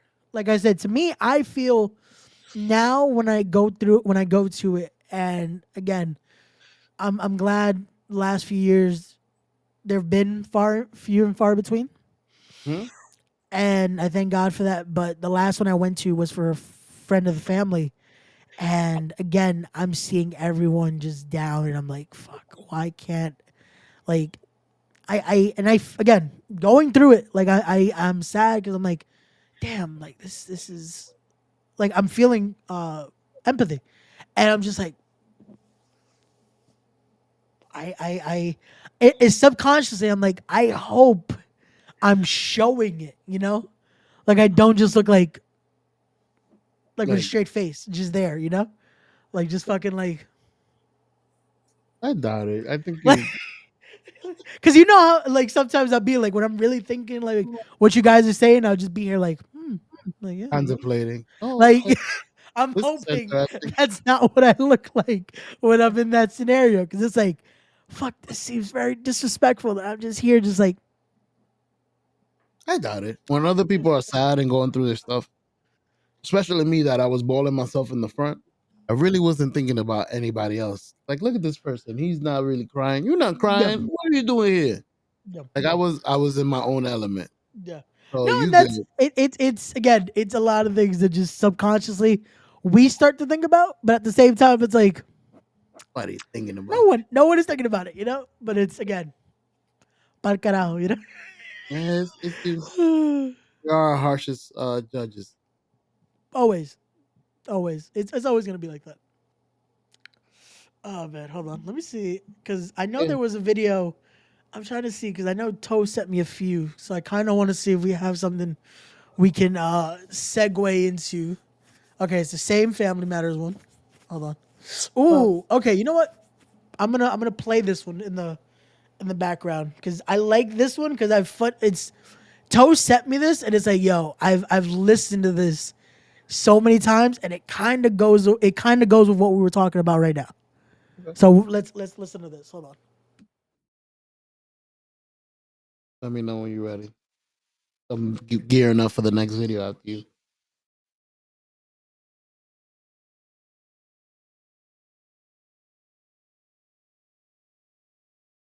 Here we go. Listen, let's get something straight. You're gonna hear this from me one fucking time. I was born a nice kid. Somewhere along the line, I lost my fucking way. Somewhere along the line, when you suffer a traumatic experience when you're a young man, you stay stuck for a few years. You know, when you suffer a dad or a mom or a grandmother you were tight with, you get stalled for a couple years. I'm not making excuses. These are all proven things. You gotta read this shit. You just don't grow until the reality comes to you of what happened. You're still in shock when your mom dies or your father dies, and somewhere along the line I went off the rails, and I'm sorry for that. Listen, let's get. I was gonna say let it play again. Oh, you want to hear it again? Well, Yeah, let's one more time for the people in the back. yeah. Let's get something straight. You're gonna hear this from me one fucking time. I was born a nice kid. Somewhere along the line, I lost my fucking way. Somewhere along the line, when you suffer a traumatic experience when you're a young man, you stay stuck for a few years. You know, when you suffer a dad or a mom or a grandmother you were tight with, you get stalled for a couple years. I'm not making excuses. These are all proven things. You gotta read this shit. You just don't grow until the reality comes to you of what happened. You're still in shock when That's your perfect. mom dies or your father dies, and somewhere along the line I went off the rails, That's and crazy. I'm sorry for that. But listen, I'm so glad I told you to play it again because I caught the whole shit the second time around and Got it you. it was perfect. Yeah. It's crazy that we don't have Ray here. Good evening, Naya. Before I answer the question, I'm gonna say good evening to you. Hey, what's going on, sis? I appreciate that. And by the way, you late. So, Girl, fuck you, Mama Webble. anyways, back to Ray. What I was gonna tell you is it's crazy that I wish Toe was here because he would be the perfect man for this topic. Because I haven't. I'm not gonna say I did experience that loss at 9 with my grandfather, No, but I don't think it might have slowed me down in the way I was raised because I didn't. He was the only male example I had. I never had a father, no. so he was your grandfather. He was always the one in the house. He's the one that got me into wrestling. He's the one that showed me 9 years of my life as a man, and I have 38 here. In those 9 years, he taught me the most he could, or the most from a male, because I'd never had a male example. So that was a traumatic. That was the last traumatic loss for me, and I really don't feel like I was old enough to get stunted. Like you would know what I mean because you were 8. So I don't Yep. know if we were old enough to comprehend what was going on to the point that it damaged us for a certain amount of time. Like, were you stuck for a couple of years, like he said? So the thing is, for me, like I said, for that one, it hurt, Mm-hmm. but I was still, I was still. Shit, it's gonna sound sad the way I'm about to say it, but fuck it, I No, got to. it's not because I know what you're gonna say. I was still happy. I felt something. We was dreaming. I Like don't know if I it was you. no, I yeah, was yeah. We were still. The reality didn't hit me yet because no. the way Joey said it. And again, I love Joey Coco. The shit he says sometimes is like you really start fucking thinking Crazy. about it. Yeah, yeah. But to me, it wasn't that. And the way he said it with this, I don't think reality hits you after. I think reality hits you during it. Because for me, the death that hurt me, and it makes sense why, was my dad's Oh, of for course. multiple reasons. Because one, again, it's my fucking, it is the male figure. I've been lucky. I've had a lot of great male figures in my life, a lot of people that have molded me the way I am today. Mm-hmm. But him, and again, it goes because of that. It goes, another reason is I saw it happen. It's happening right in front of my eyes, no matter what a doctor could tell me, no matter what the paramedics could tell me. I saw him go in a matter of seconds. And seeing that, seeing all that, all just that was reality hitting me of how fast, unfortunately, life could end. And there's nothing anyone can do. It's just when it's that time to go. When is your time? Yeah. And that was that moment of like, that's why I have to say it the way I did. Now life, I look at it differently. Now that happiness, I wouldn't say it's fully gone, but it definitely was gone for a lot of years. Oh, I I know that. definitely changed the way I was. I definitely changed my perception on a lot of things. I still do now. There's a lot of things that I'm finally, because of the years that have gone by, I've changed a little bit of how I am with certain people. But the same token, it's still a lot. Like I said to you guys, like shit, it took me a while to finally get comfortable and be like, yo, y'all are cool because I saw a lot of shit when my dad died. That's why I say reality hit. Like the way Joey said it, it made it seem like, oh, one day it hits you. It's like, to me, it was that same day. Everything hit me there. I learned who real people are. I learned how everything is going to be. And I learned, well, welcome to adulthood, kid. And this was a few weeks after my fucking 17th birthday. Damn. Sorry to hear that. I get. It's unfortunate because I get my kids, my son. Hopefully he's watching this because he always he feels like I'm pushing him too hard. I can see it. He feels like I'm giving him too much information. And I'm like, dude, you need to load up as much as you can because I don't know how long I'm gonna be here. So God forbid, look, you lost yours at 17, he's 14. Like I basically going by that rule, I got 3 years. Like I'm trying to feed him information. I'm like, dude, you can't trust everybody. You can't do this. It's like, why are you telling me this? Like, No, I'm and trying trust to me, get you bro, ready. I was there. Bro, I was there. I was that person that's like, nah, stop saying stuff like that. Because my dad was very like that. My dad was very, he would tell me things and try to teach me certain things and like again, molding me the way that it's like, hey, one day I'm not gonna be here. I I I think Toe, it was just me and Toe the last time when I legit said this. The day of, and again, sometimes you just know. You know when I guess something's gonna happen. And he told me that day of, hey, you're gonna be the man of the house soon. Stop being babied. And he wanted me to, I think it was lift my couch for some reason to help my mom with something. And I'm like, why'd you say it like that? But okay. And I lifted the couch like, and it was the morning of when he passed. Oh, that morning of that night he passed, and he told me that. And there was something else that it's just again, it's eerie the way he knew, you know. And it's stuff like that where again, as kids, we don't think about that. We don't want to think about, hey, stop mentioning that. You don't want to hear about death. You don't want to hear about that kind of things. But now, as once you go through something like that, now you understand. Fuck, I wish I would have listened a little more. You know, I wish I would have taken those lessons and take all of this because now when you're in scenarios, I was like, fuck, all I would want right now is to hear what he would have recommended or hear what he would have said because of this. But it's It's, always the after. It's always the when it's too late. Now we're wanting that. We're wanting all that shit. The amount of times I'm like, the only thing I need right now is just to have one call with my dad. You know? it's crazy. It's crazy that you say that because I feel like you deep down inside you would know what he would want or he would say to you, even though it's not the same. I know Yeah. that. No, no. And that's what it is. It's a because I'm thankful that again I had that was one thing we would talk about a lot. We talked about a lot of things, and that was the thing.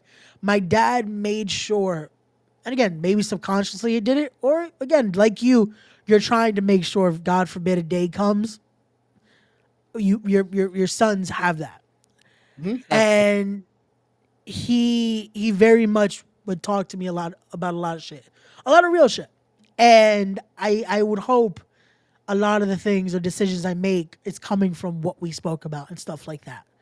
But still, there is that part of me that's like, I would love to have the conversation just to get the actual answer, you know? Like that's always gonna be that thought of like, fuck, but I wonder what he would say right now. I want to hear it from you. Yeah. Yeah. Yeah. Mm. I did. I once told this to Toe because Toe did lose his mother as well, and I said it's amazing that this is how these people live on forever through you guys because I've never met them, but I feel like I have from listening to you guys. Everything you guys say, everything you guys tell me, I feel like I know your dad. I know his mom. His mom, like I said, just from the stories that you guys, I hope continue to do that and continue to speak about them because that's exactly how they live on. Like No, yeah, you it's will see it. it's that I feel like is the best way to honor them too. It's the best way to keep the memory, to keep that person still with us. And I feel like that's when truly it's the saddest moment when those moments stop. When we don't bring them up, when we don't at least have those moments. Shit, the other day, I started watching Harlem Nights for some reason. Damn. and I think I was scrolling through Paramount and I was like, oh, they got Harlem Nights. Yeah, look at Fuck it, this. let me watch Harlem Nights. And Red Fox popped up on the screen, and I'm like, man, the only thing I could think about was because I would watch Sanford and Son back in the day with my dad. And he would make fucking jokes sometimes just out of the blue. Elizabeth, I'm coming. And that just popped in my head.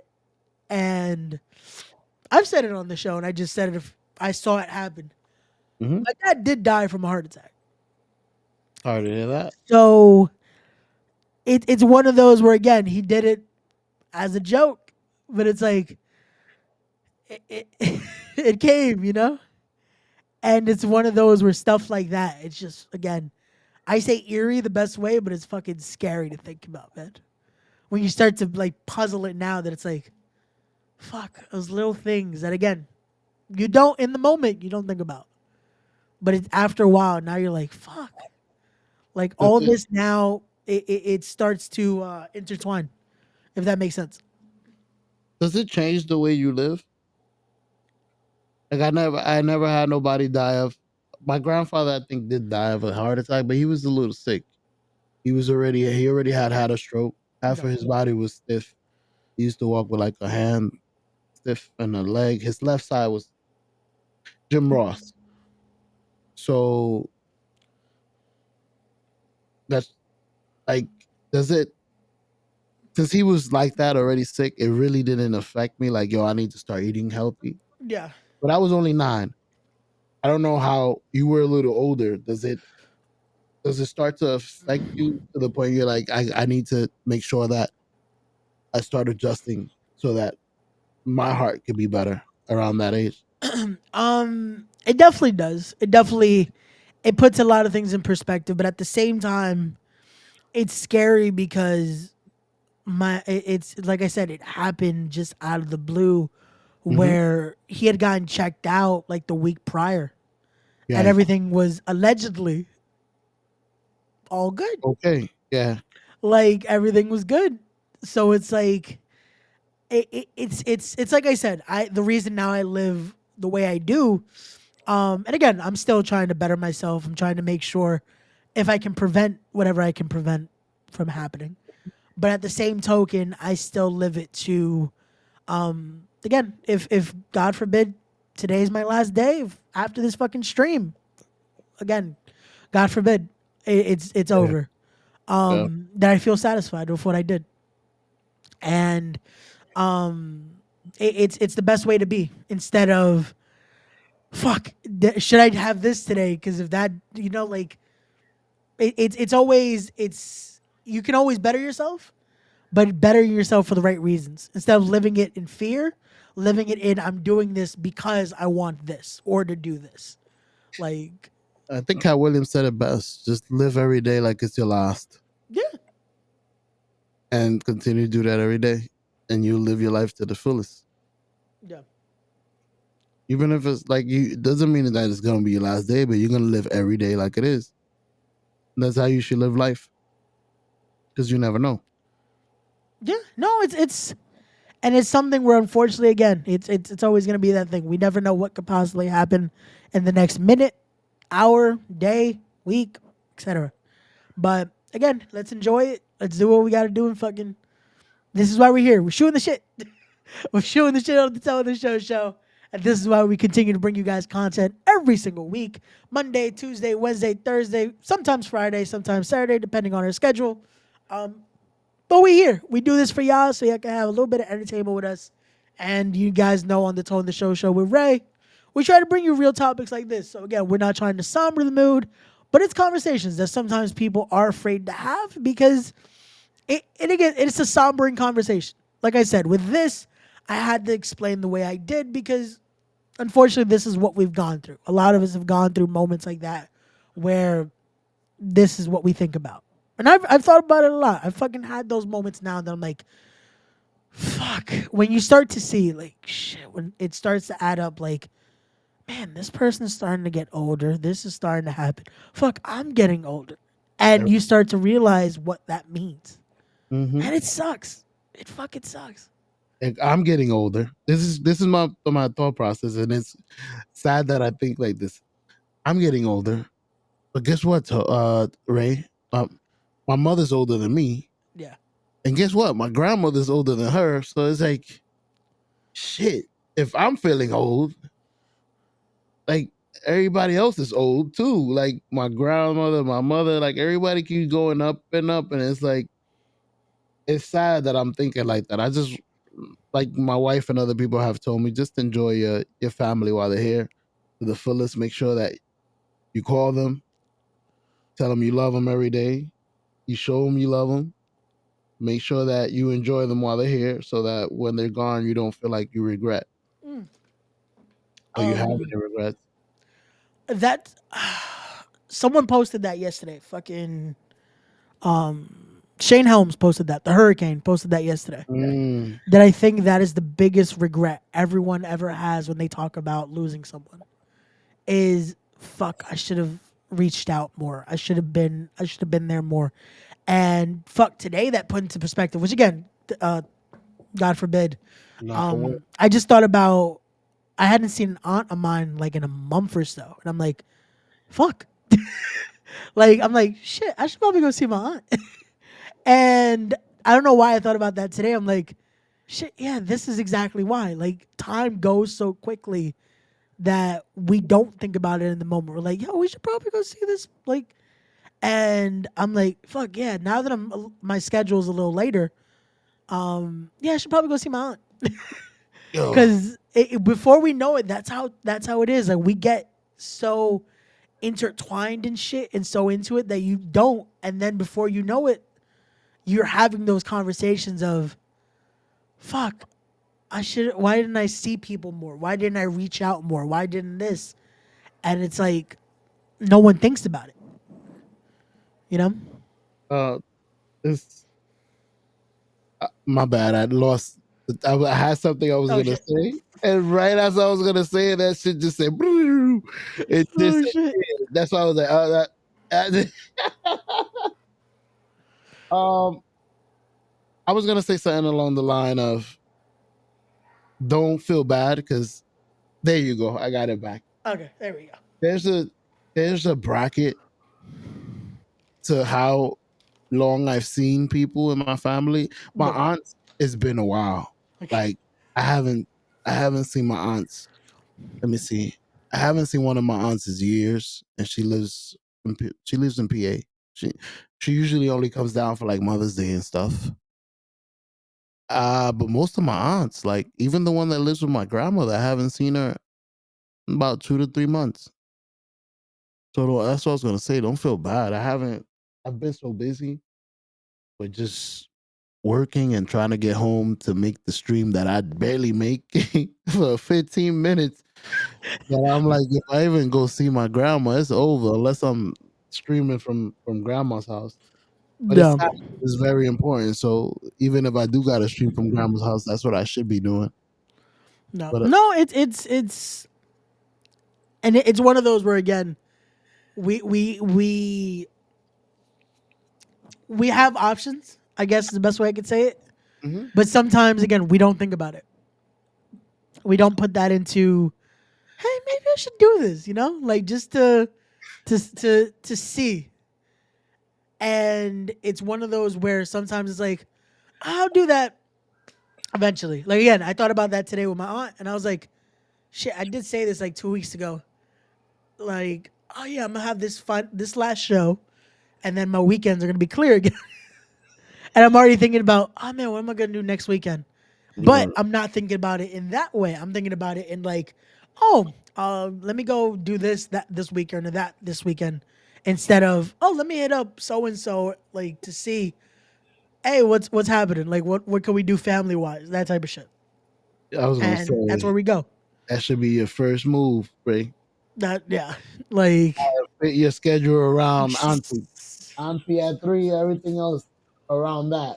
yeah. So yeah, I'm definitely Damn. gonna try to do that this week because I was like, fuck. No, and another one of my cousins, I was like, I kept telling him too. I'm like, yo, February, I'm fucked. Like I knew, I was at a show every week this fucking month. That's why this show kept switching. Like, yo, tell I'm not gonna be able to do it this day. I'm sorry. Friday. Friday. I know you told me not Friday. I'm like, listen, I'm with you. Whatever day you need me to be there, I'm here. The ratio will happen. Yeah, this week was a surprising. Oh, it's a Friday show, so we're gonna have to do this on Saturday. I'm sorry. Which I Hey, did. I did. You know what's crazy? I don't mind Friday shows. I like a good Friday show because then you have the weekend. With me, like when it's a Saturday show, especially if I'm doing commentary or I'm doing something, that Sunday I'm dead. Pete. Like I don't want to do nothing. Like so, it's like then Monday comes and it's like, well, fuck, here we go again. Yeah, Like this it's came like quick. now it's the real fucking work. Here So it's comes this.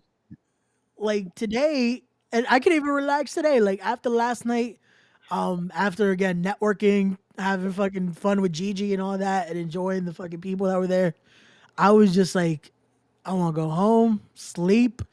I was like, let me try to wake up and watch this pay per view. I woke up, my phone said 8:30. I'm like, there goes that pay per view, and I'm like, oh fuck yeah, I gotta go. I gotta go with mom's to Target and shit. Well, fuck it. By 10 o'clock, I'm already out my door. You have a plan, and then life happens, bro. Like And I your was plan like, goes according. I ain't no vamos. So yeah, no, and that's how life is though. And again, I don't mind it. I was like, fuck it, we out, bro. We had a good time. I bought the shit I needed to buy. I got little gummies. I got other shit I needed. Some And mama. yeah, bro. And that's that to me is those moments that I'm like, fuck it. That's what we should be living for. Moments like that. I was like, fuck it, we doing that, bro. Bought her something that I was like, it's gonna hurt my wallet later, but fuck it. My mom. And I was like, fuck it, we do that. And had me a nice little drinky because I didn't want to drink last night. Cause I was like, fuck it. I still gotta get home and that's my thing. When I'm tired, the last thing I want to do is drink because it makes me more tired. That's me. So I was like, nah, I'm good. Cause I kept going to the bar area because everyone was hanging out there. But at a certain point, I'm like, nah, I'm not gonna drink. I Where was like, was the location? it was in Queens. It was by the steakhouse they went to the other day. But it had a bar in it. Yeah, it's a Elks Lodge, so it has a lounge in it. It has a little like bar lounge. Ooh, So it's not a cool lounge. It's just a bar, but they call it a lounge. shit, it's better than it's like the brewery. Brewery had drinks. Yeah, and they have a whole bar there. So they're known for like they do a fucking blue Long Island iced tea. That I was tempted. I was like, I kind of want that right now, but I'm like, nah, I'm good. And I $13. was probably was. I know their beer's cheap as hell, but I was like, I'm good. I was like, I did not want to drink because I was tired as hell. I was like, nah. I even said I'm like I'll probably drink something from my bar when I get home. Once I'm home, I'm like, fuck it. If I fall asleep now, I'm home. Last thing I want to do is like, yeah, let me drink something and then fall asleep in the fucking Uber. They would have Um, found you at the gym still. He's still here. so nah. The minute I got home, I was like, nope. I ate the rest. I ate some leftovers that my mom left me there, and then I knocked my ass out, Went straight to sleep and woke up at 12 o'clock. bro. You're, I wish, man. I was like, fuck it. the dog licked your face. Loop. Wake up. Walk me. I was like, yo. I looked at my phone. It's like 8:30 something. I was like, That was "Al early. carajo. I guess it's time to wake up. Yeah. But again, it worked out, and now we here. We live. How was the Leo Rush match? Bro, I have to watch it back because watching it through commentary eyes and watching it just to watch Mhm. are so different. Because I would say this, and again, it's not because I worked there last night. It's not because it's my boy's promotion, but that show was fucking amazing. Like that show, everything clicked. There's always gonna be hiccups. There was little hiccups here and there, even a little bit from the sound quality. Shit, unfortunately, the start of the show, we had a band that they played like rock for like 10 minutes, Nice. and the sound was not working for the pay per view.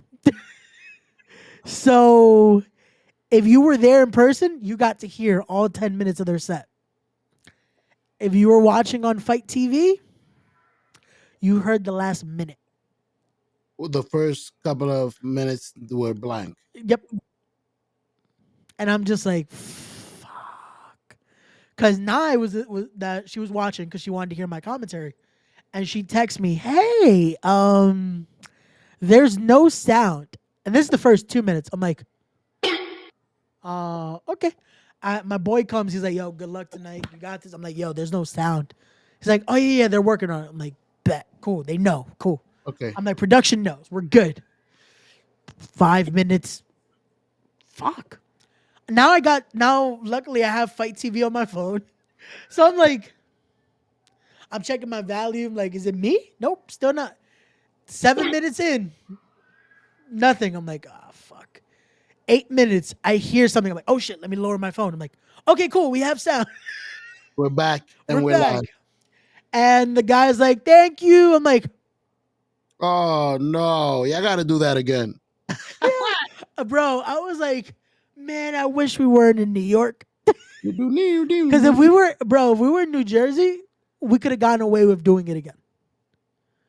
Because New Jersey, there's no commission, you got to wrap it all up, the time. all that shit. Yeah. With New York, you have to have, it's strict because in New York, you need to have an ambulance, you need to have a doctor, you need to have all that. And with that, it comes timed because 3 hours. you're paying for, they're going to be there for this. You go over that time, that's a lot more bread. That goes into your budget, goes into all that people don't think about.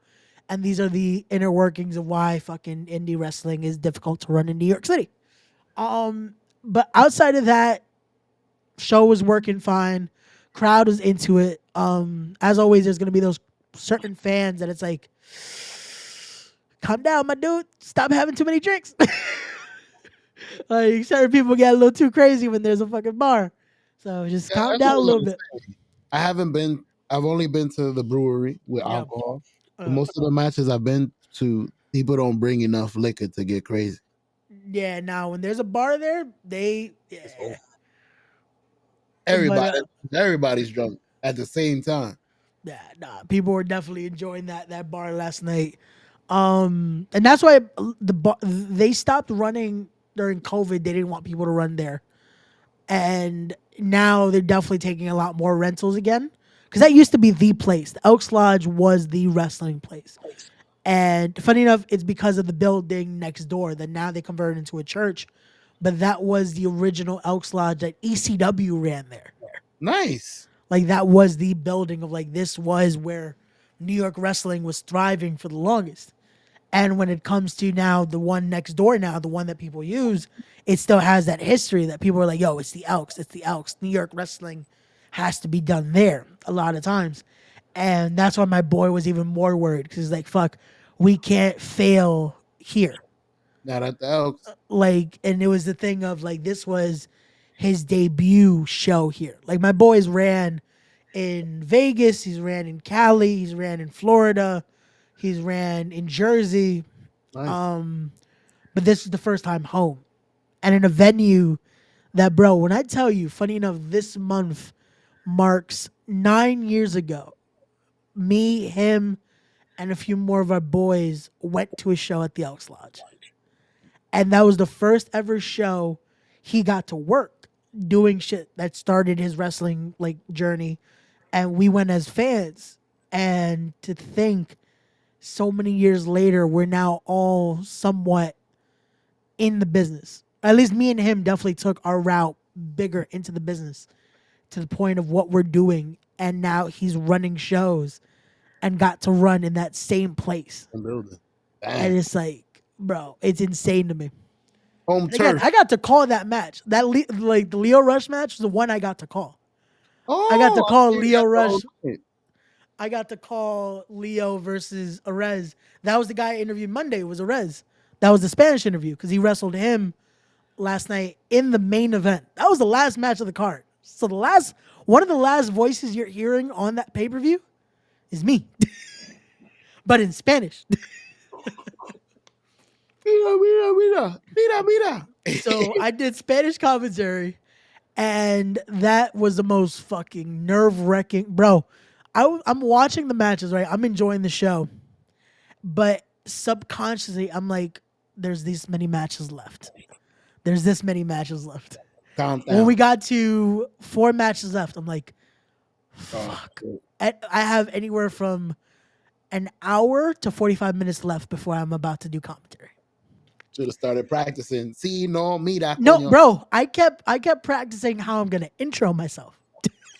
That was the only thing I was thinking about because I can't practice a match because I don't want to I didn't want to know what they were doing. Like a lot of times I like to watch, like to see, oh, this okay, cool. I know they're gonna do this. I know they're like I don't want to know. I rather not. I rather everything should be organic. That's how Yeah, I I feel. wanted to come out organic. And the only thing I was trying to practice was how to intro myself. That worked fine. The match, bro, they're two fucking amazing wrestlers, man. That's why, again, anyone that watched, thank you. To anyone that hasn't yet, go watch, go check out Fight TV. Because that match, bro, fucking Leo and Arez have, bro, I don't know how they're not both signed under contracts. Because, yo, Leo with age has only gotten better, man.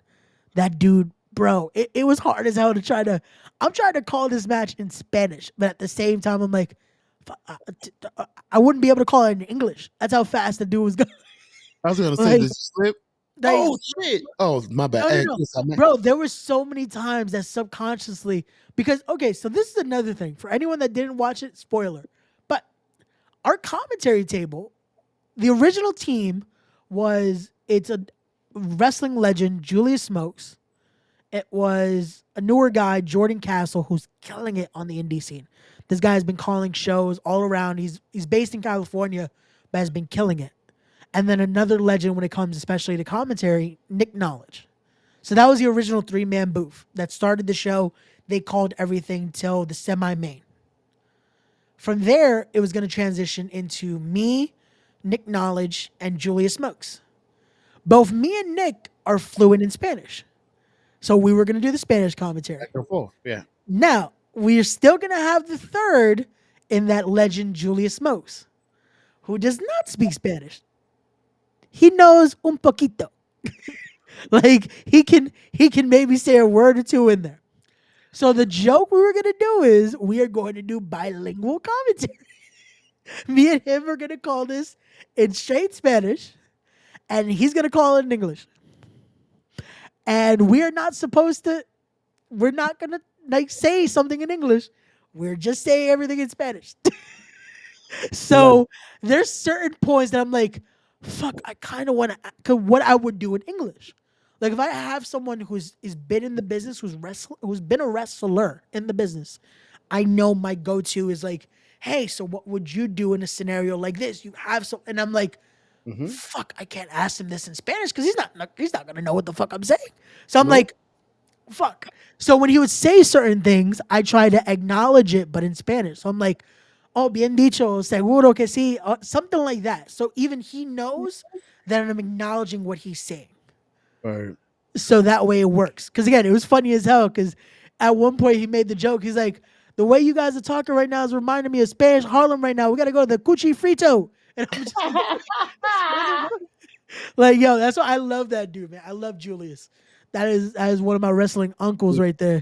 Because that dude on commentary is fucking hilarious. Like he's been in this business for longer than I've been alive. But his personality, the character that he brings, it's fucking amazing. And it pops anyone. Like, yo, wrestlers are in the back talking to him and they're fucking dying laughing. Laugh. Like, shit, That's being the- on commentary, man. I'm like trying to fucking hold back my laugh. Like the picture I sent in the chat, you can see my mic is down a little bit. Because I wanted to make sure that if I laugh, the mic doesn't pick up. Block it. Yep. Yo, I was gonna tell you to get ready for that. I don't know if you did this, but you could have listened to some of the Spanish commentary from WWE with the regular Bro, guy.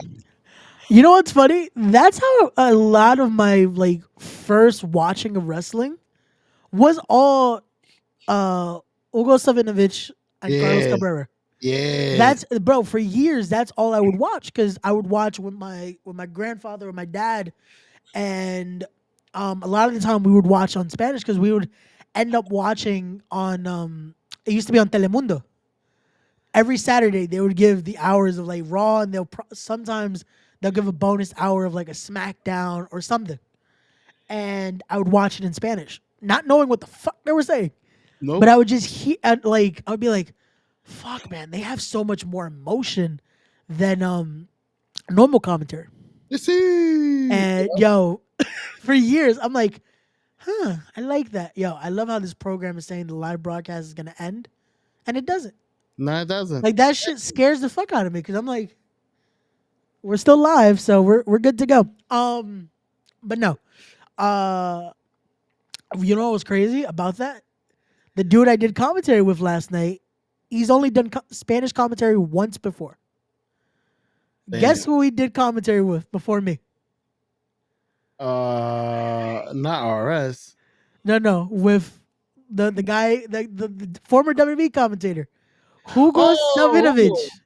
So so imagine, expert. What? imagine doing commentary You did the with Hugo? first time ever doing Spanish commentary.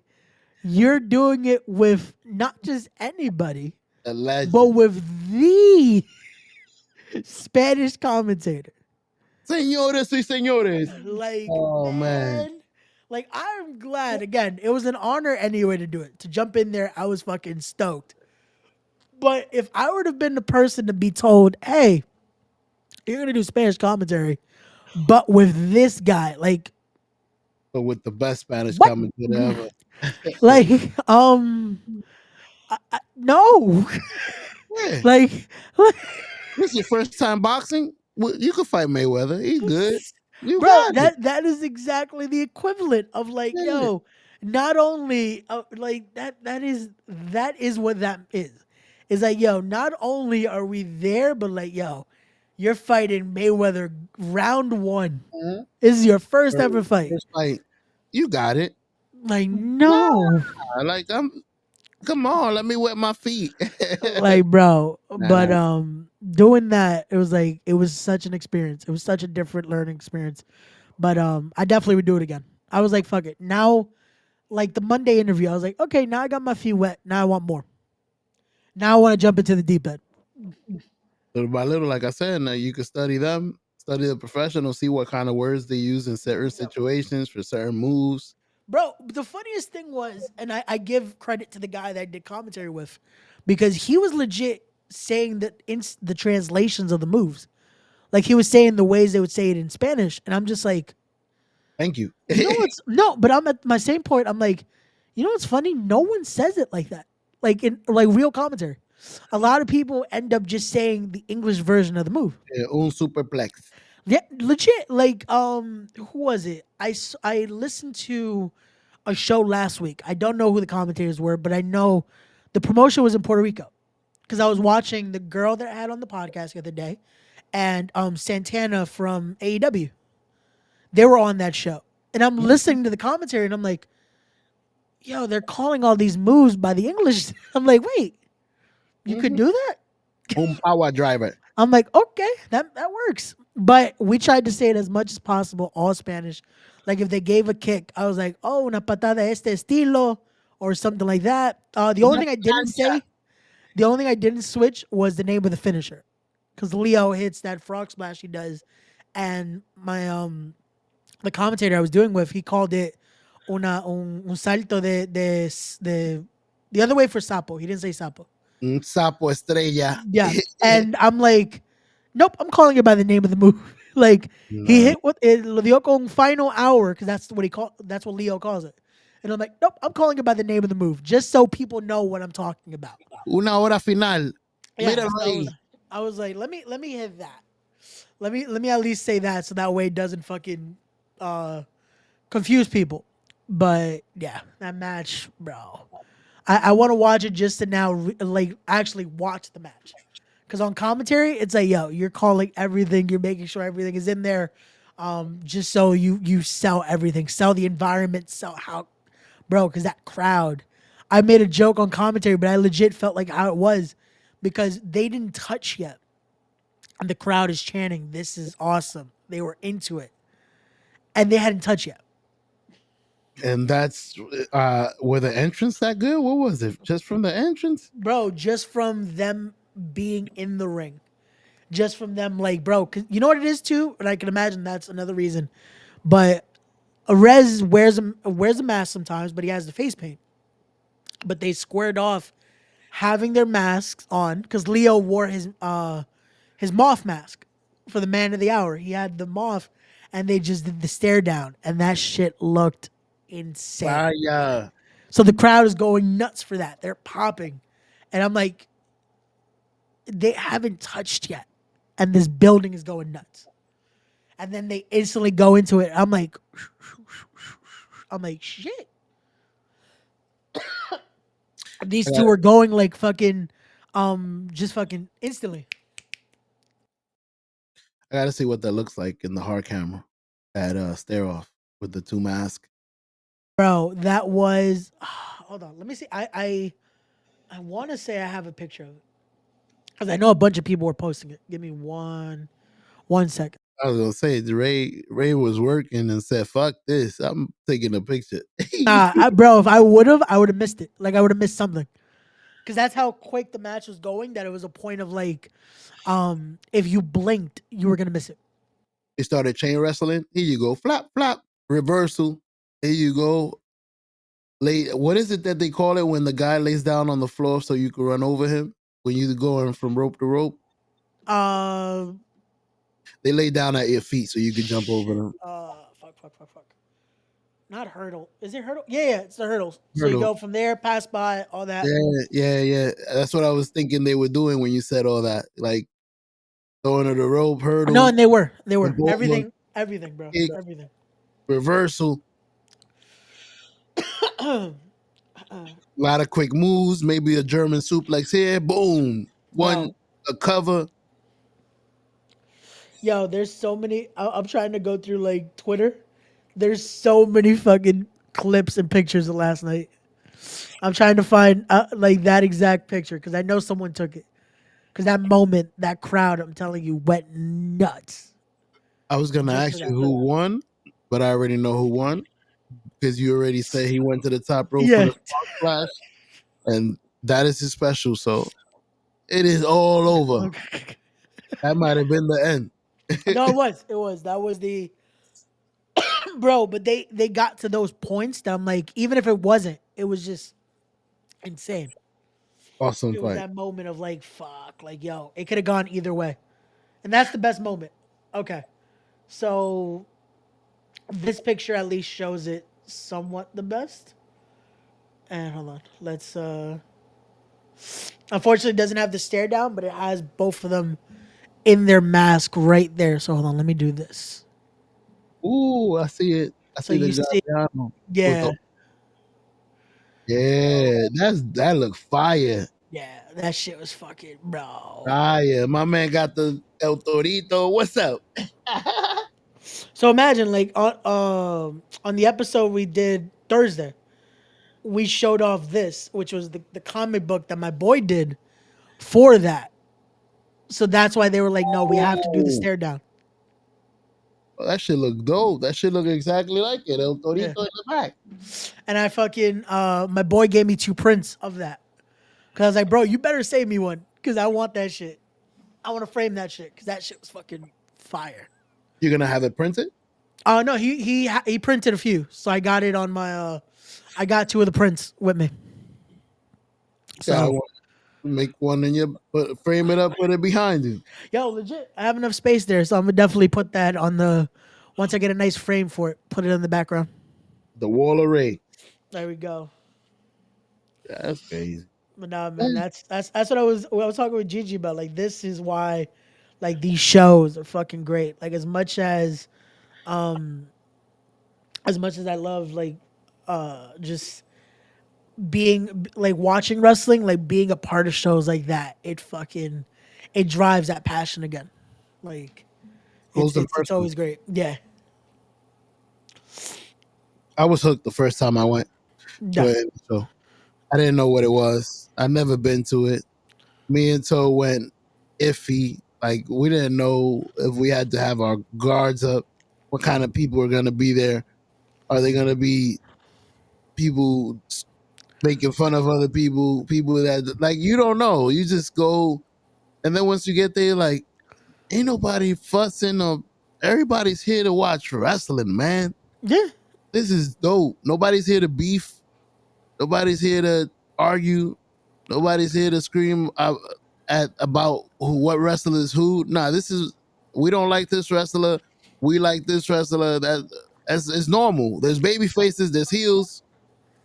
Nobody's beefing. We all just enjoying Or wrestling. even if people are beefing, it's out of like joke. Like Yeah, we've done it it's with like wrestling. now that people know each other, it's like, yo, we'll do that with dirty heels. Like, boo this guy. Yeah, Now, boo. like we're cheering for this guy. Like it's like that instead It's of fun.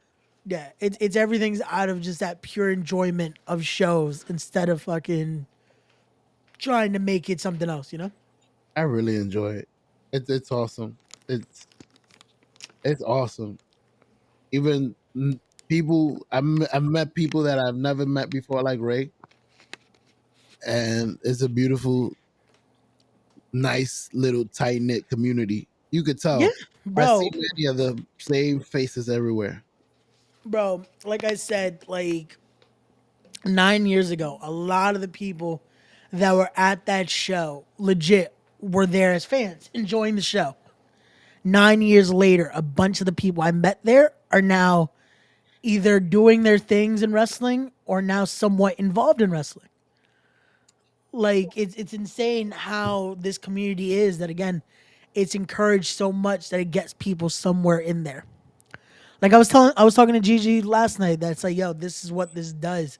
That networking, it drives people to do more. Like that's what I love about indie wrestling because it's like everyone is trying to make this better. Like, and that's why the way I said it today, that it's like, yo, it wasn't just New York wrestling fans, it was New York creativity. It was a lot of creatives. It was a lot of people that want to make this scene better or just do things a different way instead of just what people view as, oh, I'm just going to talk shit about wrestling. It's like, no. Like, why are we going to do that? Let's fucking put out good shit. Let's talk about good shit instead of just why this shit sucks, you know? Like, that doesn't help. That doesn't fucking do that. It's like, yo, when you get that actual team effort and everyone fucking wants to make this shit better, it works. It's gonna be you, Ray. In 9 years, you gonna be in the ring, baby.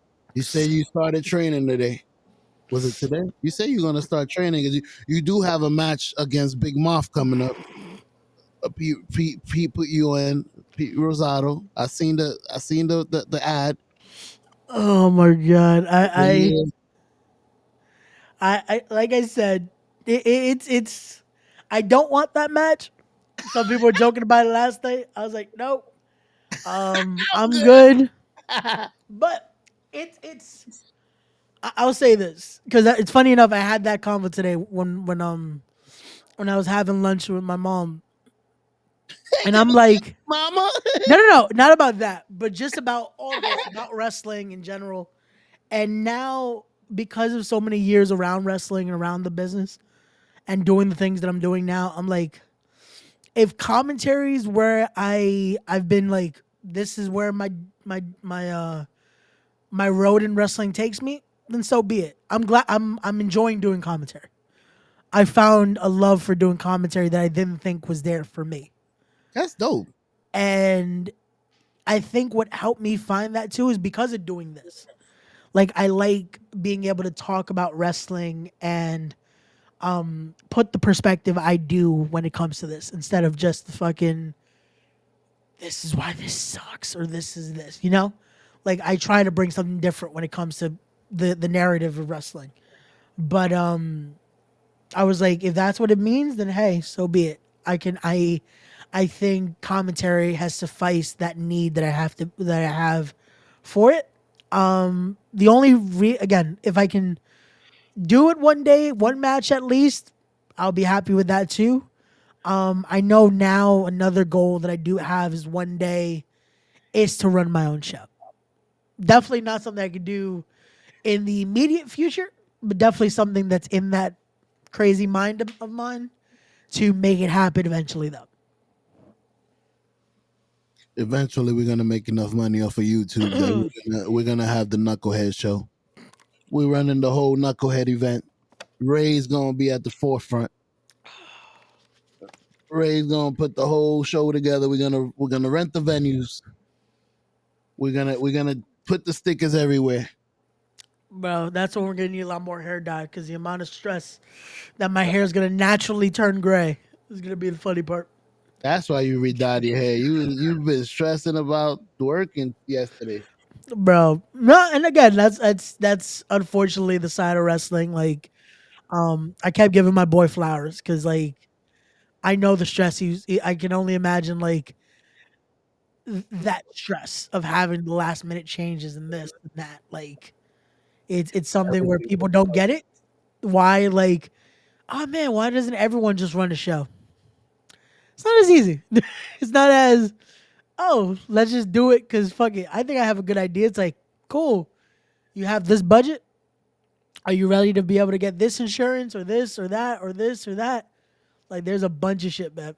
So it's a hassle. But again, it puts into the question, what are you willing to do if this is truly your passion?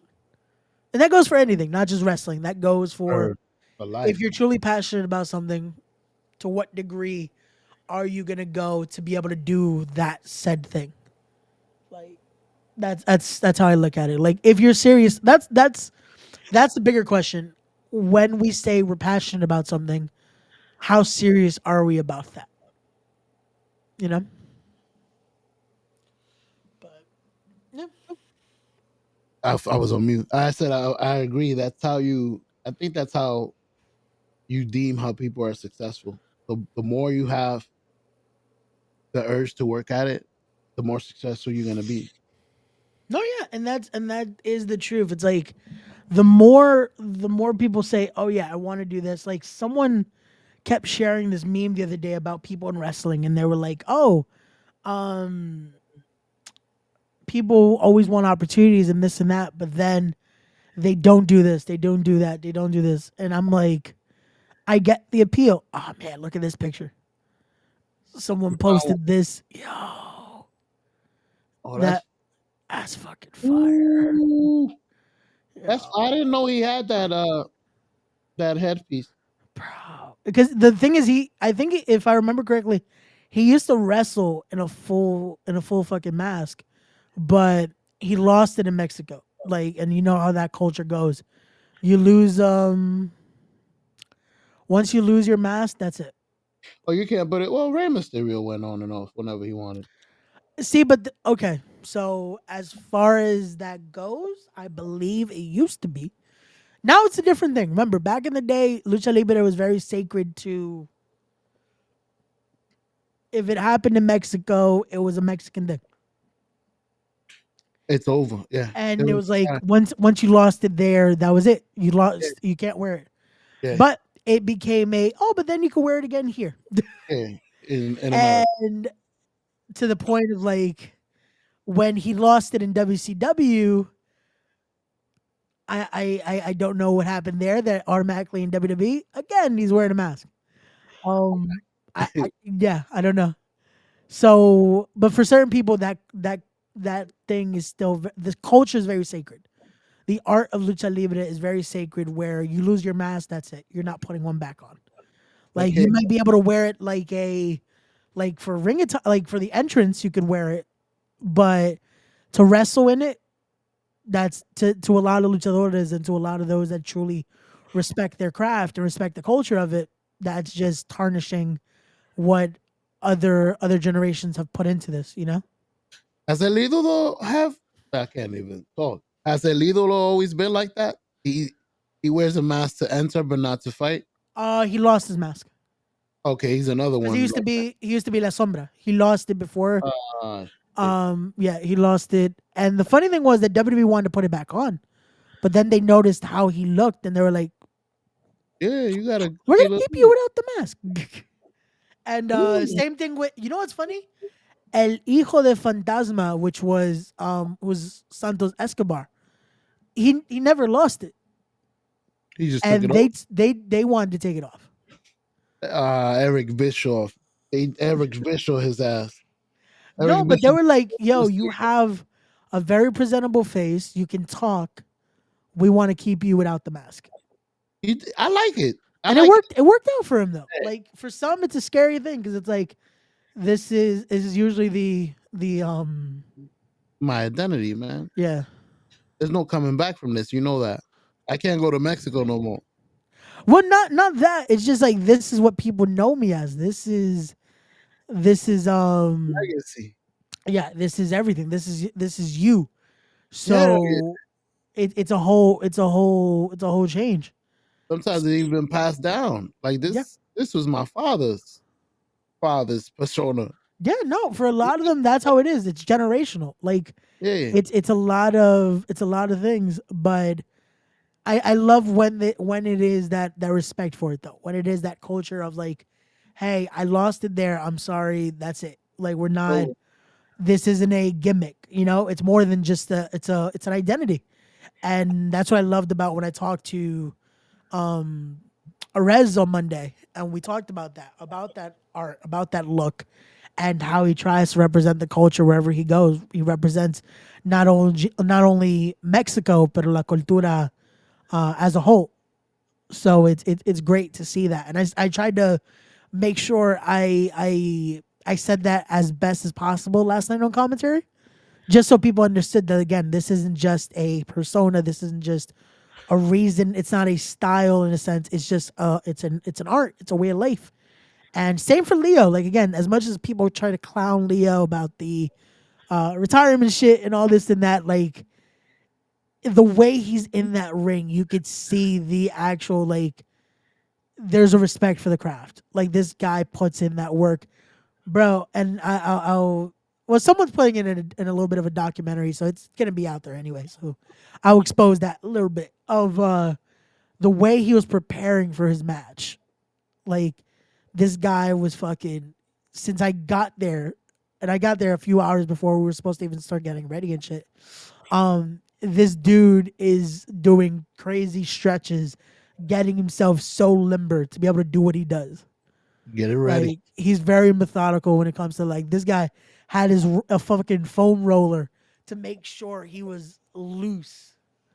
Like I'm like, hey, how's it going, man? And he's like, hey, how's it going, man? What's up? How's it going? And he went right back into fucking. Getting loose. I was like, Good huh? luck out there. Yo, he's fucking doing lunges to make sure. Like I'm like, I see him going from one end of the building to the other, lunging, and I'm like, The basics, baby. Even at the okay, top, we do it. bro. But that shows you though. That shows you how, again, that's even at that stage in the game, it's all about keeping it where the simplicity matters. You know. Understood. So, Yo, I don't know if you didn't know, Ray. Today, ooh, yeah, I didn't know. I did not. I was scrolling Instagram and I saw there was a fight in the stand. I was like, oh shit, there's a fight in the stand. So I went immediately to look to my website to look, and then yeah, let me send you the link. Got you. There we go. I think today who's fighting today? Moreno. Let me see. 1 second. Titles on the line today.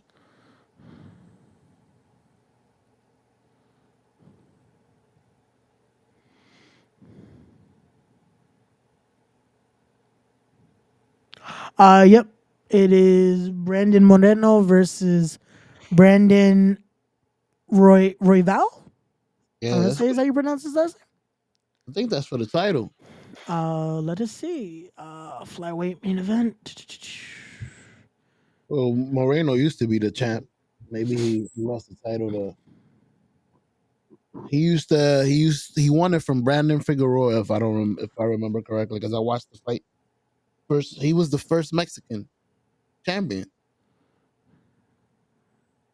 It was crazy, but I'm pretty sure. I don't know. UFC is not like boxing where you keep the titles for a really long time. It's really Yeah, hard to there's always somebody bigger and badder with looking for your title. bro. But that's why I kind of I love with the UFC is that chase is never secure. Like you can be gunning for this title, you win it, and then it's like, hey, now the real work starts because it's harder to keep the title than it is to fucking win it. I feel Everybody wants it. like now you got to be ready for fucking multiple people are gunning at you. You were Every just gunning for this one. Like you're getting ready for this is the goal. Now it's like you are the goal. So you now are the goal. everyone is coming for your head. You're the Like tape everybody's watching. Nobody was watching you before. Now I gotta watch the champ, which is you. I watch more tape of you than anybody else, so I know every move you make. Now every fight is gonna be a lot more difficult for you. bro. And that's the level you have to continue to be at. That's the insanity of it. I've only seen a few people at UFC that like held that spot, and you're like, they're gonna hold it for a while. John Jones, Yeah. but you never know. Shit, even Amanda Nunez got rocked. Yeah. Bro, that's what shows you though how as much as fights can be, oh, okay, this can this we you can kind of predict and you start thinking that it's, oh yeah, it's a secure fight. Then the fight happens like, oh, why did you see that happen?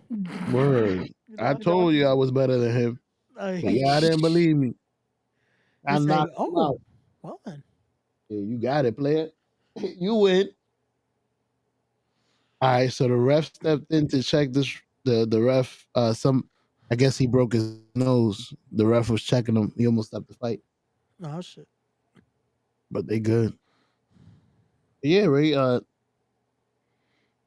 It's been a good one so far. You got anything you want to talk about? I've been taking up the whole space, No, bro, it's all up everything. good. It's Been all fucking good. up everything. I apologize. Toe is not here finally. I finally get to talk, and I had to take over the whole show, and I apologize. Nah, it's all good, bro. This is what we do here. A lot of the time, with the toe in the show, I just end up going on to a whole dialogue of whatever topic Toe brings in, and then this is how we just go through hours of just Yeah, talking here, and it flows. It flows. yeah. We get into good subjects here. Yeah, we make people start thinking, and like always, and now I can say it, and Toe's not here, so he can't say he still knows everything. But as always, we don't know everything. No, Unfortunately, we don't. I would love to be able to say I know everything, nah. and not everything we say again you have to take at 100%. Take everything we say here with a grain of salt because again, this is the one thing we try to teach on here is to not take everything you see on the internet as 100% fact. A lot of people do that. These podcasts that get over and make a bunch of money. We would love to make that kind of money. We could fucking do the same shit. Fucking spread a bunch of lies and just make money and cool. But we have morals. We don't want to do Yeah, that. We want to actually say shit that could possibly help you in the fucking future. So we say what we do. We say when it comes to mentality, when it comes to just all this great stuff.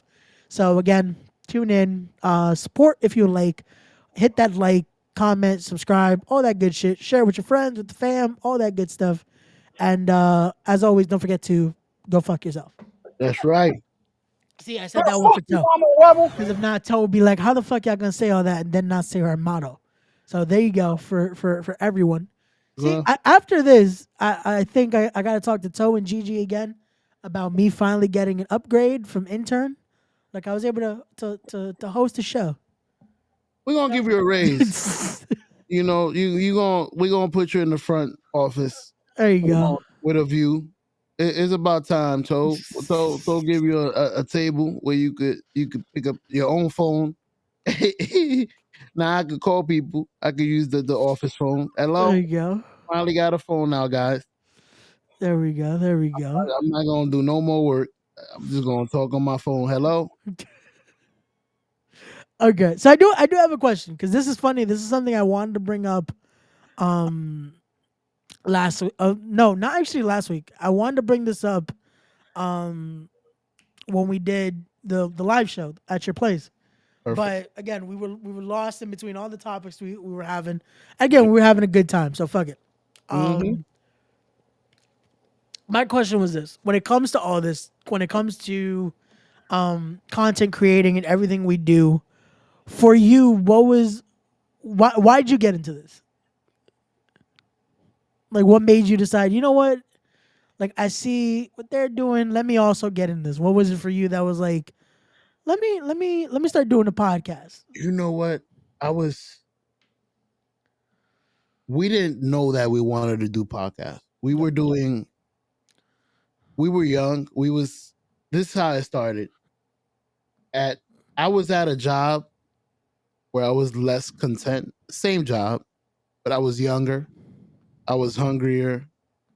I had dreams and aspirations, so I was very uncontent with, with the job I had, even though I had a great job. Okay. I don't know where the spirit went, and I actually was praying to God. I'm like, I hope I get it back because I really felt no matter how much money I was making, I didn't feel comfortable where I was because my spirit was telling me this is not for you. Like you're an entertainer. I was always the funny guy.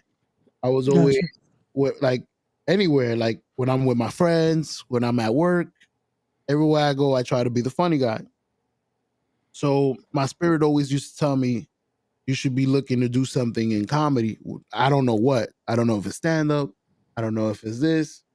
So one day I was watching somebody streaming a game. Somebody like I think it was Ninja. Okay. That makes And sense. I I'm was like, I was definitely the guy to see so, when it comes to streaming and all that. Yeah. and I'm like, this guy is corny. Like he's not really. He's good at playing video games, but he's not really entertaining. Like the way he talks. So I'm like, I think I could do that better. If I had the audience he had, I would be killing. So I told To about it because me and To were coworkers, and he's like, you know what, that's a good idea. He also decided he wanted to also stream and play video games with me. So we started playing video games and streaming to nobody. It was nobody would nobody knew about us, so nobody would find us. So we would just there was night we would stream for 2 to 3 hours and nobody would come in, or we would have it would be one of our friends, and we would have it would feel so it would deflating that we felt we could be so entertaining but have nobody to stream to. So we started feeling unhappy. Like, why are we even wasting our 2 hours? We both work hard. I barely have any time and I'm dedicating it to nothing. I'm having trouble with the fam because now I'm the only 2 hours I have at home I'm spending in streaming. So it's like I don't even have time for my family. So we started to pivot, and then I'm not gonna lie, I think one day he got on, or we got on, and we was in one of those moods where we're like, we don't really wanna play video games because nobody's gonna watch us. So let's just talk. Like you and I, let's speak. Let's have a conversation. And that was the day that we had the most views and the most people come in and see us. And it felt great. It was like we had a hell of a show. We went back and forth. We had fun. We did what we do now every day on the Toner Show, well, every Friday on the Toner Show, Friday or Saturday. We shoot the shit. And that day we shot the shit and we felt great about it. It was like, maybe this is what we should be doing, like actually talking and having a podcast. And that's how the podcast started. Like the first podcast was the Toe in the Show. It was me and him talking. And little by little, one day, it was a Monday. He wanted to have a show every day. Not even a show every day. One day it was a Monday. And the only person that was available was a friend of Krill's that we didn't know. Because I think Chris wasn't available. So Toe was gonna talk to a friend of Krill's, and what that guy knew was wrestling and comic. So they spoke about wrestling, and it was him and Lay. They spoke about wrestling for that show, Gotcha. and that's how the Monday night. That's not how the Monday night show. That's how the wrestling show started. Yeah, I want to say because I remember watching the backlog. That's how that was technically wrestling with knuckleheads. The first Yeah, edition. the first edition. No. Uh, we figured, and then Kenny came along. We met Kenny along our journey.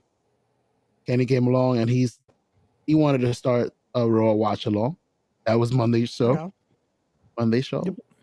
Then I spoke to Show, and I told him, Show, your specialty is comic. Like, you guys know comic more than anybody in the world, and that's a show I really think you guys would blow up at, because to people that don't know comics, it's boring.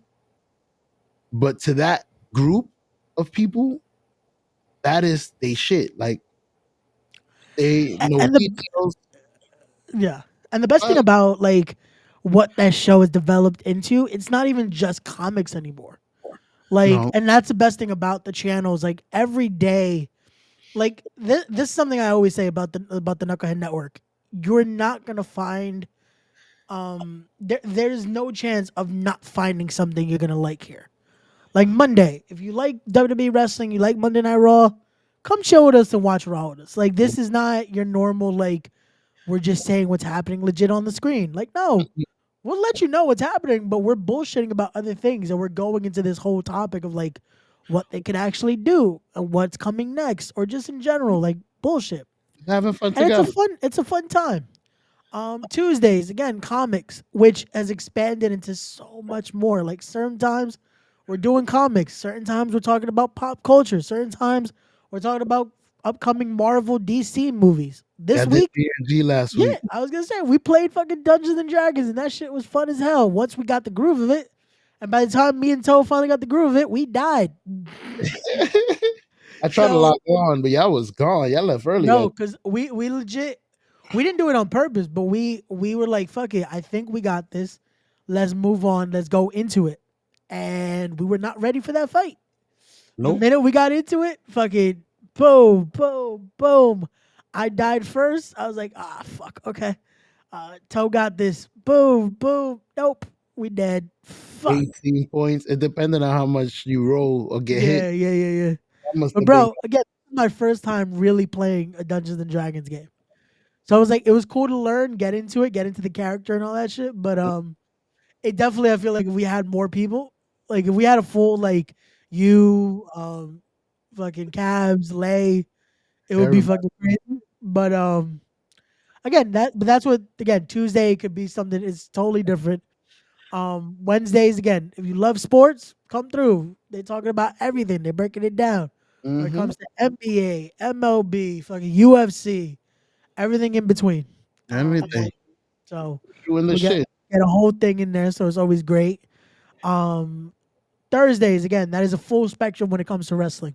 So certain times we're talking about WWE, certain times we're talking about Impact, certain times we're talking about New Japan, AEW, independent wrestling. Depending on certain weeks, we'll even have a guest. So tune in, we could have someone that is talking about an upcoming show, about an upcoming match. Sometimes we've had even feuds come on here and just start talking shit to each other. And then again, Friday, depending on Saturday, depending on again our availability. We're here, Tone the Show with Ray. We just bullshitting for fucking a few hours and just talking about different topics, talking about different situations and just scenarios. We're now full spectrum of things. So I now like I it. have to ask that though, Show, when you see just what the channel has become, which it just started with you guys just streaming video games for a few hours, then deciding, fuck it, let's just shoot the shit. Seeing what it's become now, was it worth it? Oh man. It was it's it's funny because it's already worth it. Yeah. It's not even till its fullest potential. 'Cause I feel like we're starting to hit our groove now after I've heard of people. I thought it was bullshit, but now that I watch back a lot of people's success stories that are actually at the top of YouTube, none of them grew in a year. Like everything, there's people that's been like people that blew up, been streaming since 2012. I've been streaming for 10 years. I've been doing that. And they did the work and now they're in the top. And it's crazy. I see at first I was impatient because it was like it was growing slow. And it's Yeah. like I hope I'm not doing what we used to do when we were streaming for nobody. And then it didn't feel like we was wasting time, but it's like we would love people to watch us. That's all. And then little by little, you see stuff taking off. Like you see stuff hitting a groove. You have certain people for certain shows. You see you guys doing interviews. You guys going to shows. You guys doing posts. Like you guys are on a roll, and it's dope because I feel like you guys right now are leading the charge. You, Toe, and all the other guys, Gigi, and I still haven't even warmed up. So once I start hitting my threes, we gonna win the fucking playoffs. Like I'm like, yo, once I start rolling, it's let my ass wake up and let me find. I'm looking for myself. I lost a little bit of the funny guy that I used to be, and I'm trying to find them along the way. I'm starting to do shit I used to do in the past, like play. One way that I found that I was super funny was I used to play video games with my friends. Yeah. And on in the chat, you just be yourself and you're just making everybody laugh. And you're like, damn, I see. They keep telling you, usually when you're not around, it's not the same. And then they were the one that actually gave me my name, Shono. So it's like they were the one that pushed me. Like, we want you to be in the podcast. We want you to be funny. Like, so little by little, I'm trying to do all that stuff again so that I could find the confidence that I used to have when I first started. Gotcha. Once I start rolling, oh, we gonna hit a stride. Pass me the ball, man. Get out of my fucking way. It's Jordan. Jordan is back, baby. I just tired of I couldn't find myself. I found it. Yeah. I'm here. And no, So and that's it's beautiful. that's been the best part. That it's like everyone has their strengths in this. Everyone is making it work. So Yeah. we're making that wave for the whole team to fucking win. Like Yeah. we're not doing this just for so I like none of us are in this like yo, we're gonna make sure I eat, just you eat, that type of shit. It's like nah. Mm. We're all doing this, so it's a group effort here, and it's been something where it's becoming something so much bigger. Yeah. Like again, you look at just it started with you and Tub to see where it's become now. That again, it's so many. Just it's a group of amazing creators and amazing mindsets and creatives when it comes to all this that has now made something even bigger. That it's like, bro, and we're all independently and united, making amazing shit. You know? And we're still not done, brother. Yeah. It's crazy. We I've met a lot of incredible people from you to Kenny.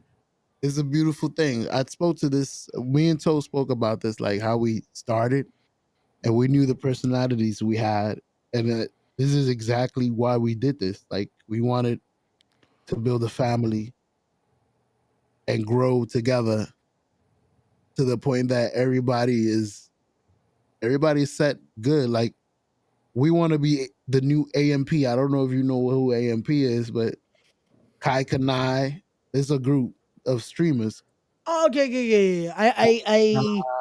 I know who Kai is, but I didn't know about the group. But Yeah, they're in the group. They all famous. Duke Dennis, that's another guy okay, from okay. that So again, I group. know the See the the the name? members. No, they I all just didn't know the group. they in the group. They live in the same house. They live in Oh the shit. AMP Okay. house. It's a Okay. streaming house, and they Oh. all got certain amount of followers, 1 million followers each. Okay. Yeah, I They're did all not in the same know. house. They be having wars. Like Oh shit. why Okay. can't I had a fucking firecracker war with Duke Dennis? They was shooting firecrackers into each other's rooms. They be doing stupid shit like that. That's how they get viral. But yeah, Yo. they all the each member. You ever heard of Agent? His name is Agent. The double is it 00 Agent? Agent Zero. Agent, I'll send you a picture Yeah. because I know his name is Agent, but he's part of AMP as well. And Okay. he's famous. He's super famous. They all equally. It's crazy. They all equally famous. Like I Gotcha. just named three people, and you knew all. I knew exactly who they were, but I just like Yeah, like again, you knew them it's separate, yeah. and that's No, why I'm and like, that's the funny part. That is like again, it just shows you what that does though. That's a yo being able to yeah, work. Uh, okay, Agent Double O. yeah. I'm That looking that at all their members now, and I'm like, yo, I did not know that. Okay, yeah. Like again, I've watched. This is the funny part. I've watched them all like separate and shit, yeah. not knowing that they were fucking in a collective In thing. a group, they all live in the That's house. crazy. That's fucking All of crazy. them, and they're all famous. That's crazy. All of Yeah. them. Like I know all of them separate. I didn't know. I'm like you. I Exactly. didn't Yeah, yeah. know that they were all together till they recently started showing shit of them doing crazy shit together. I'm like, Gotcha. they not together. No. I'm like, they together? Yeah, they together. But See, I but knew that them. you see how that's a thing with us. As much as again we do our own shit separately, we still remind people, hey, Mm-hmm. we're together. We're not like doing our own shit and then not acknowledging the fact that this is all we're all in this group.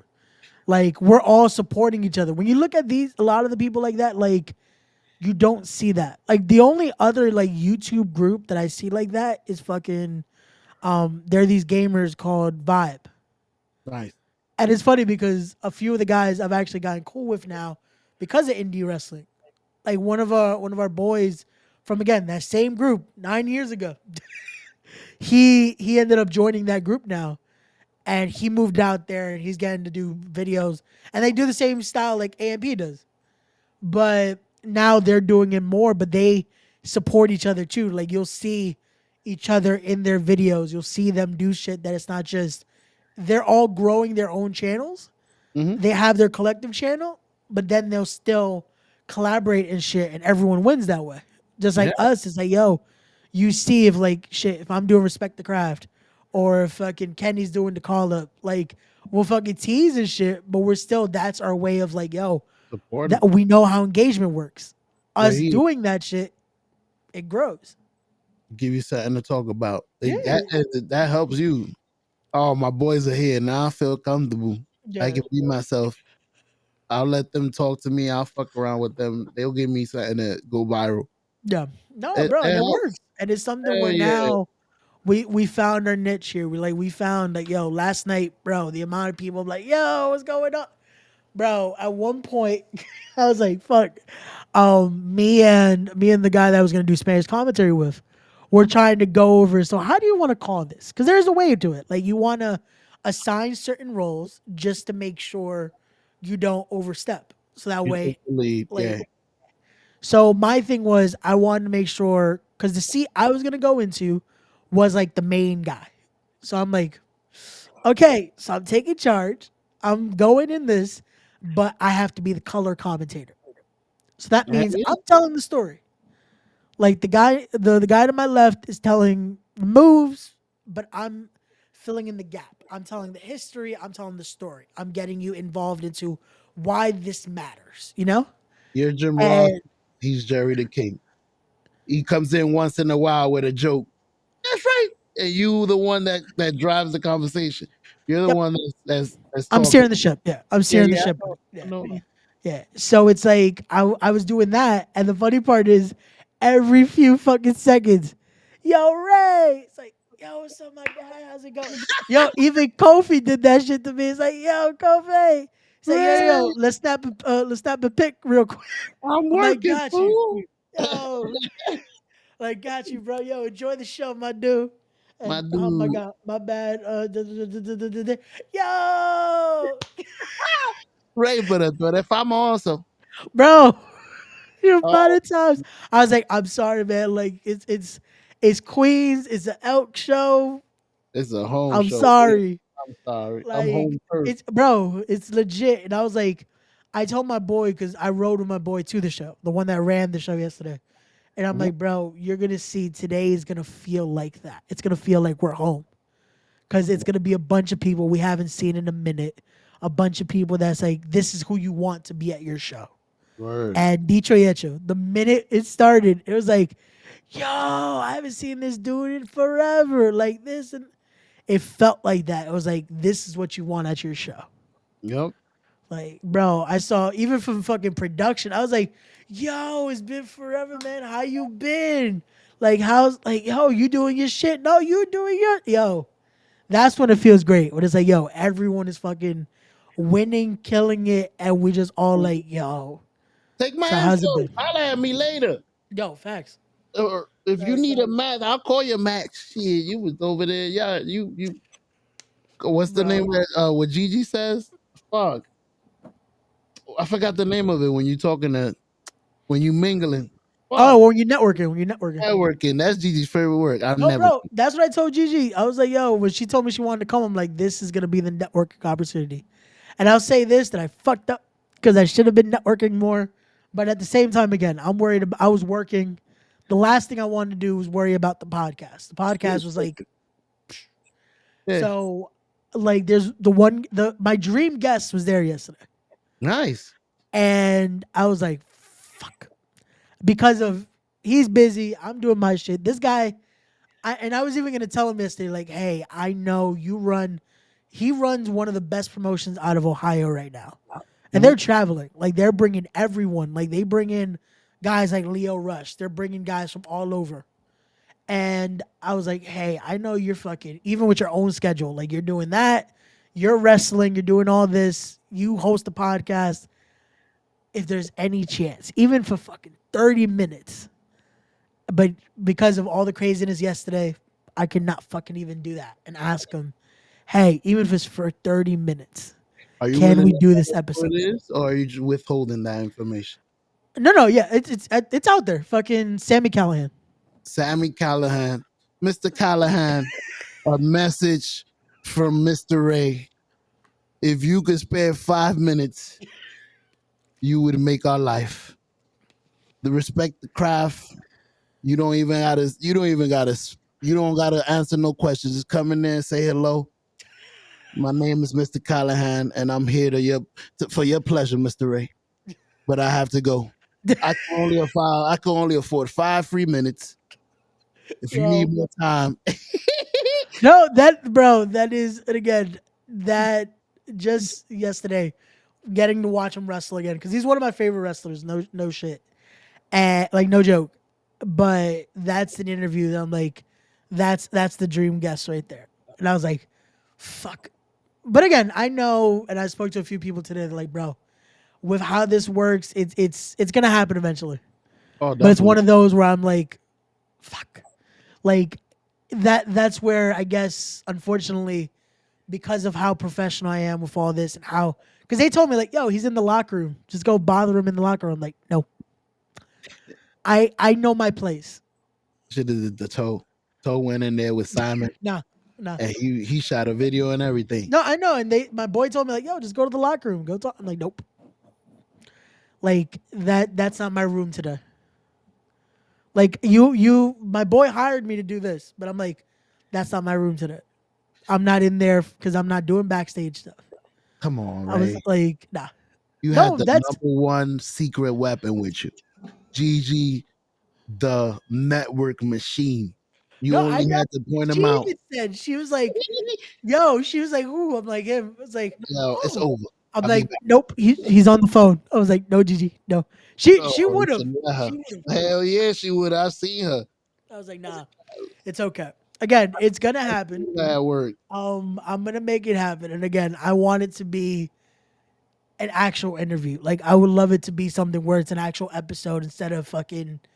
Because I could have probably fucking get him to do that yesterday. Be like, hey, just give me 5 fucking minutes and let me record an interview on my phone. Yeah, right But I don't here. want that.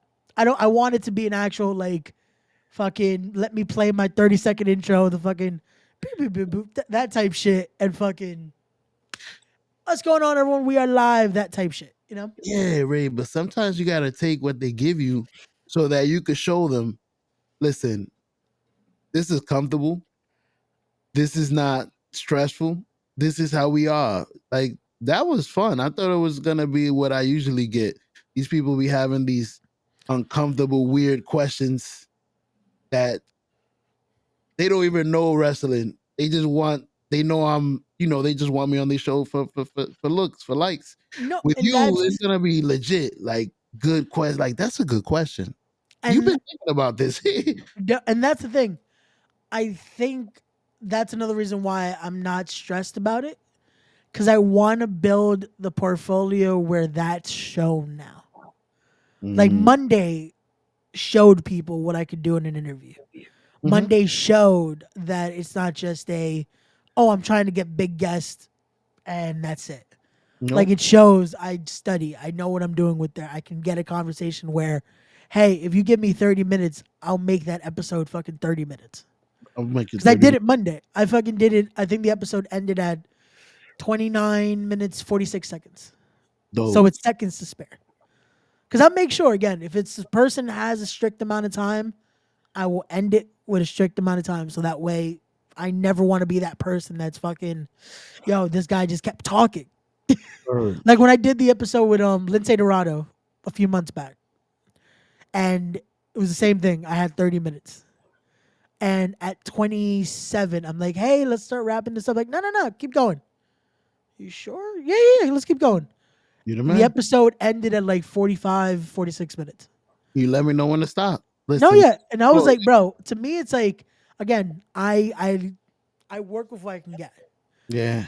I respect And I your time. just, with Sammy, it's one of those things of, as much as I would take those 5 minutes, I want to earn that a 30-minute episode could at least happen. At least 30. Because with 30, I can ask the questions I want to, plug whatever the fuck he has coming on, and it doesn't feel like I'm rushing just to get something out. You know? Word.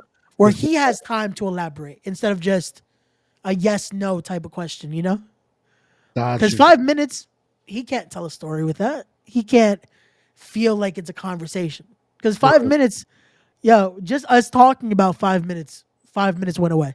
Done. You know, Yeah. like that's why I like episodes like that. That even if again it's short, you get a lot of knowledge out of fucking 30 minutes.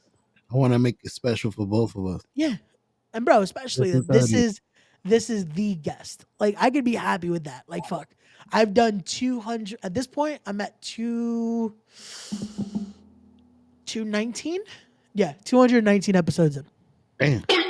Like, and to me, I could do Sammy, and then I'm like, you know what? I think Respect the Craft did it. I think we're Highlight. good. Highlight. Like, and it's, again, I've had great people on the fucking show. I had people I never thought I would have. Like, I've had amazing guests on there. Shit. Even talking to my boys, like having my best friend on there for episode 100. That shit was great. Having people that I've gotten trained by, people that I've been around, getting to promote these shows have been awesome. But that is the guest that, like, me being a little bit of a mark. That's the guy I wanted there. I'm It's great. guessing episode 100, Anthony Gongon. Yeah. Ooh. See, Show has been watching the product. He Ah, knows. you He knows see? who my friend is. I got it. I got it, Mr. Gangon.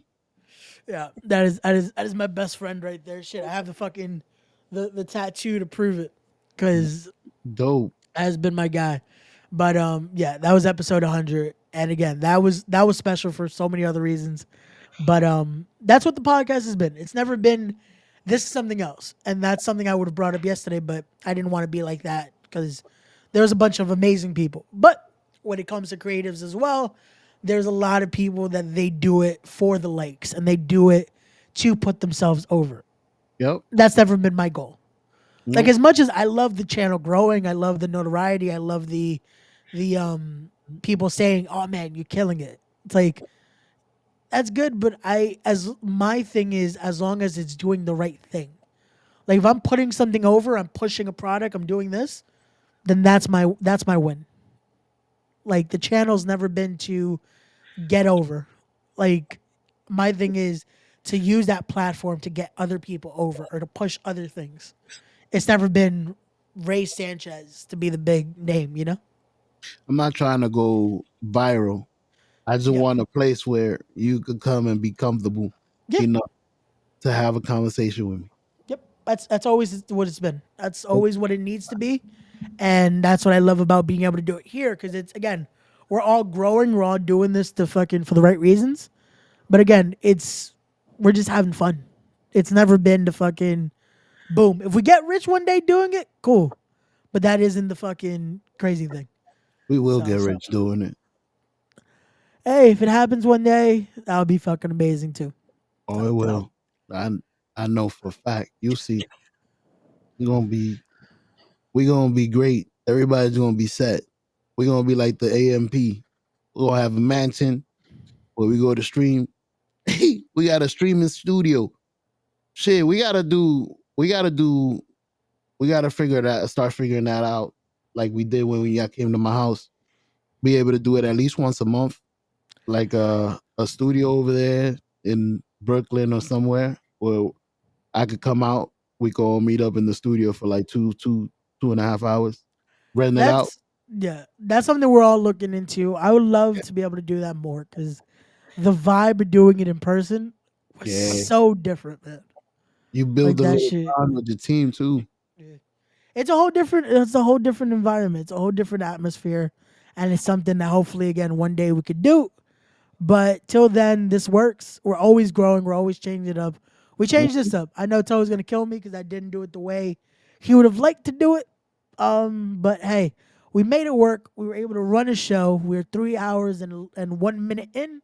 So we're gonna wrap this up a little bit so that way Show could get some rest, enjoy his Sunday, and I'm finally gonna get some sleep and I fully made sleep. it.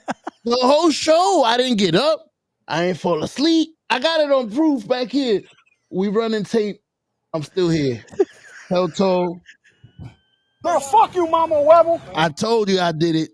My bad, Yeah, Lloyd. show was here. Show was here.